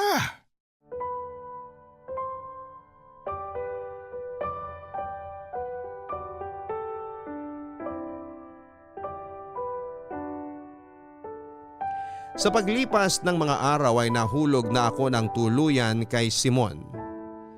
Ilang beses kong tinanggi yon sa sarili ko.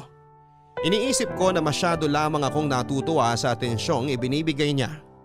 Inisip kong baka dahil lang din sa lagi ko siyang nakakasama. Pero iba na talaga. Lagi ko siyang nami-miss tuwing umuwi ako noon sa bahay. Minsan nga itatakas pa ako ng madaling araw para puntahan lamang siya. Nahulog na ako sa kanya at alam kong wala na akong takas. Hindi ko naman yon kaagad sinabi sa kanya dahil nahihiya ako. Paano kung hindi pala kami parehas ng nararamdaman? Napapailing ako at pinalakas ang loob ko.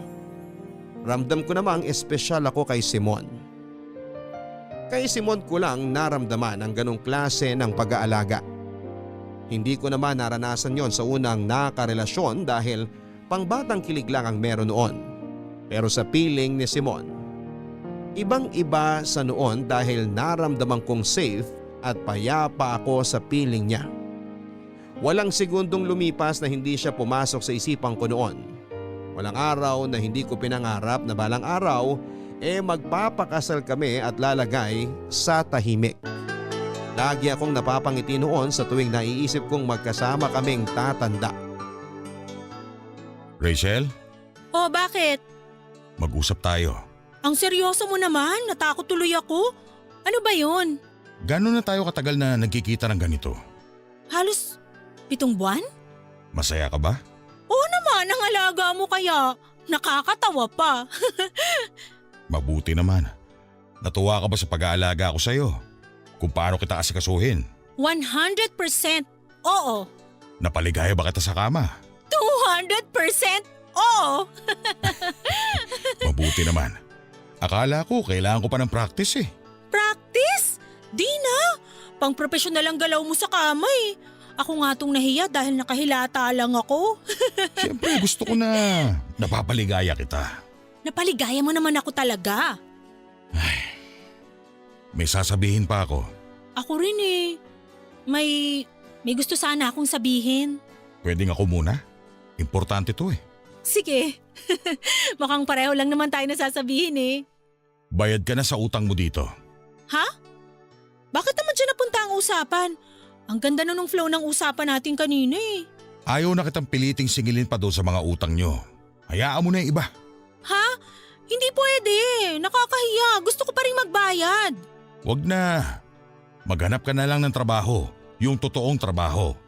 Mahirap na, baka mahuli pa tayo ng nanay mo. Delikado. Ang galing kaya nating magtago. Tingnan mo, umabot tayo sa ganito nang di man lang siya nakakatunog.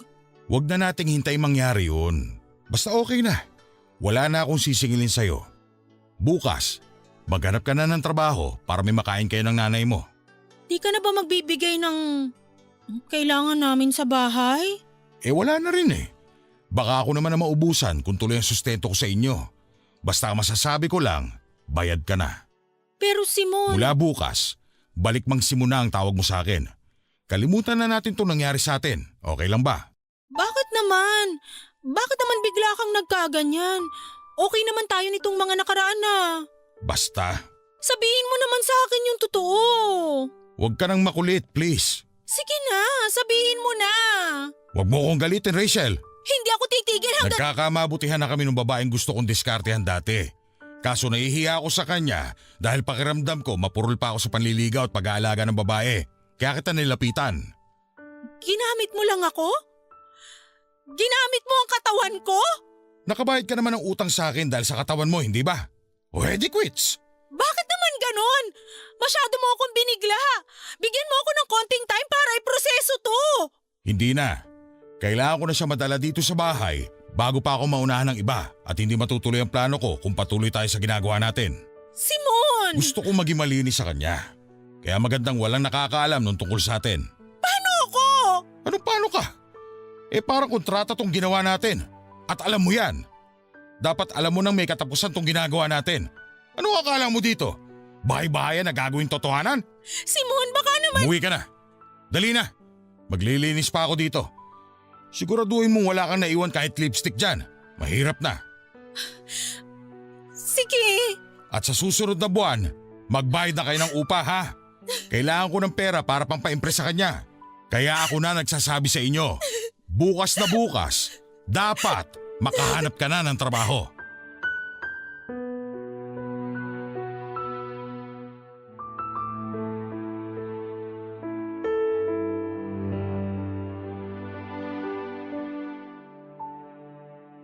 Naiyak na lamang ako nang makalabas ako sa bahay ni Simon.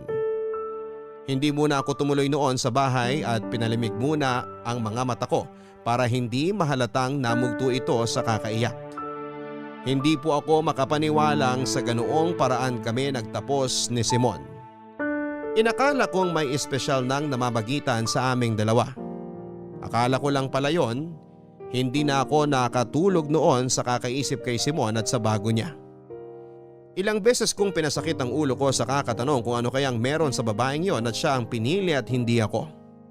Nakahanap ako ng trabaho sa isang maliit na bakery, hindi rin ganong kalaki ang naging sahod. Nagtiis ako para may pang-araw-araw lamang kami. Nakita ko rin ang babaeng kinakabaliwan ni Simon. Kinumpara ko ito sa akin at natalo ako. Hindi na ako pinansin pa ni Simon at iniwasan ako nito. Si nanay na rin ang madalas na kinakausap nito noon para sa upa. Nasaktan ako sa ginawa ni Simon pero unti-unti ay tinanggap ko na ang katotohanan hanggang kama niya lang ako noon. Nag-live-in na sila ng babae at nakita ko kung gaano kasaya si Simon sa piling niya. Hindi ko yun nakita kay Simon noong kaming dalawa pa lamang ang magkasama. Naging masaya naman siya pero hindi kasing todo noong nakasama na niya yung bago niya. Makalipas ang 4 na buwan ay umalis na rin kami sa paupahan ni Simon. Nagtaka noon si nanay dahil nakakapanghinayang daw ang iiwan namin lalo't mura ang upa at mabait pa si Simon. Nagsinungaling ako sa kanya at sinabi kong makakahanap pa kami ng iba na mas malapit sa trabaho ko. Hindi na siya umimik pa. Hindi kailanman nalaman ni nanay ang tungkol sa amin ni Simon kaya mas lalong natagalan bago ako nakapag-move on dahil wala akong masabihan ng nararamdaman ko at wala akong mahinga ng payo dahil lihim ang lahat ng ito. Maraming salamat po Papa Dudut sa pagbasa ng aking liham. Ang inyong kabarangay forever, Rachel. Nakakasakit nga talaga ng loob ang gamitin ka. Lalo na kung mahalaga sa iyo ang taong yon. Nakakasakit lalo kapag alam mo sa sarili mo na hindi mo deserve ang paggamit na yon. Marami na sa atin ang ginamit ng ibang tao para sa pangsariling interes at marami sa atin ang naipit sa paggagamit dahil eto lang sa tingin natin ang paraan para makalaya. Kaya patuloy ang panggagamit ng iba dahil akala nila ay payag ka dahil kailangan mo sila. Hanggang sa muli, ako po si Papa Dudut sa mga kwento ng pag-ibig, buhay at pag-asa sa Barangay Love Stories number 1. Mga kwento ng pag-ibig, kwento ng pag-asa at mga kwento ng buhay dito sa Barangay Love Stories. Love Stories. Forever. Forever. Forever! Nagustuhan ng iyong napakinggan? Ituloy yan via live stream sa www.gmanetwork.com/radio.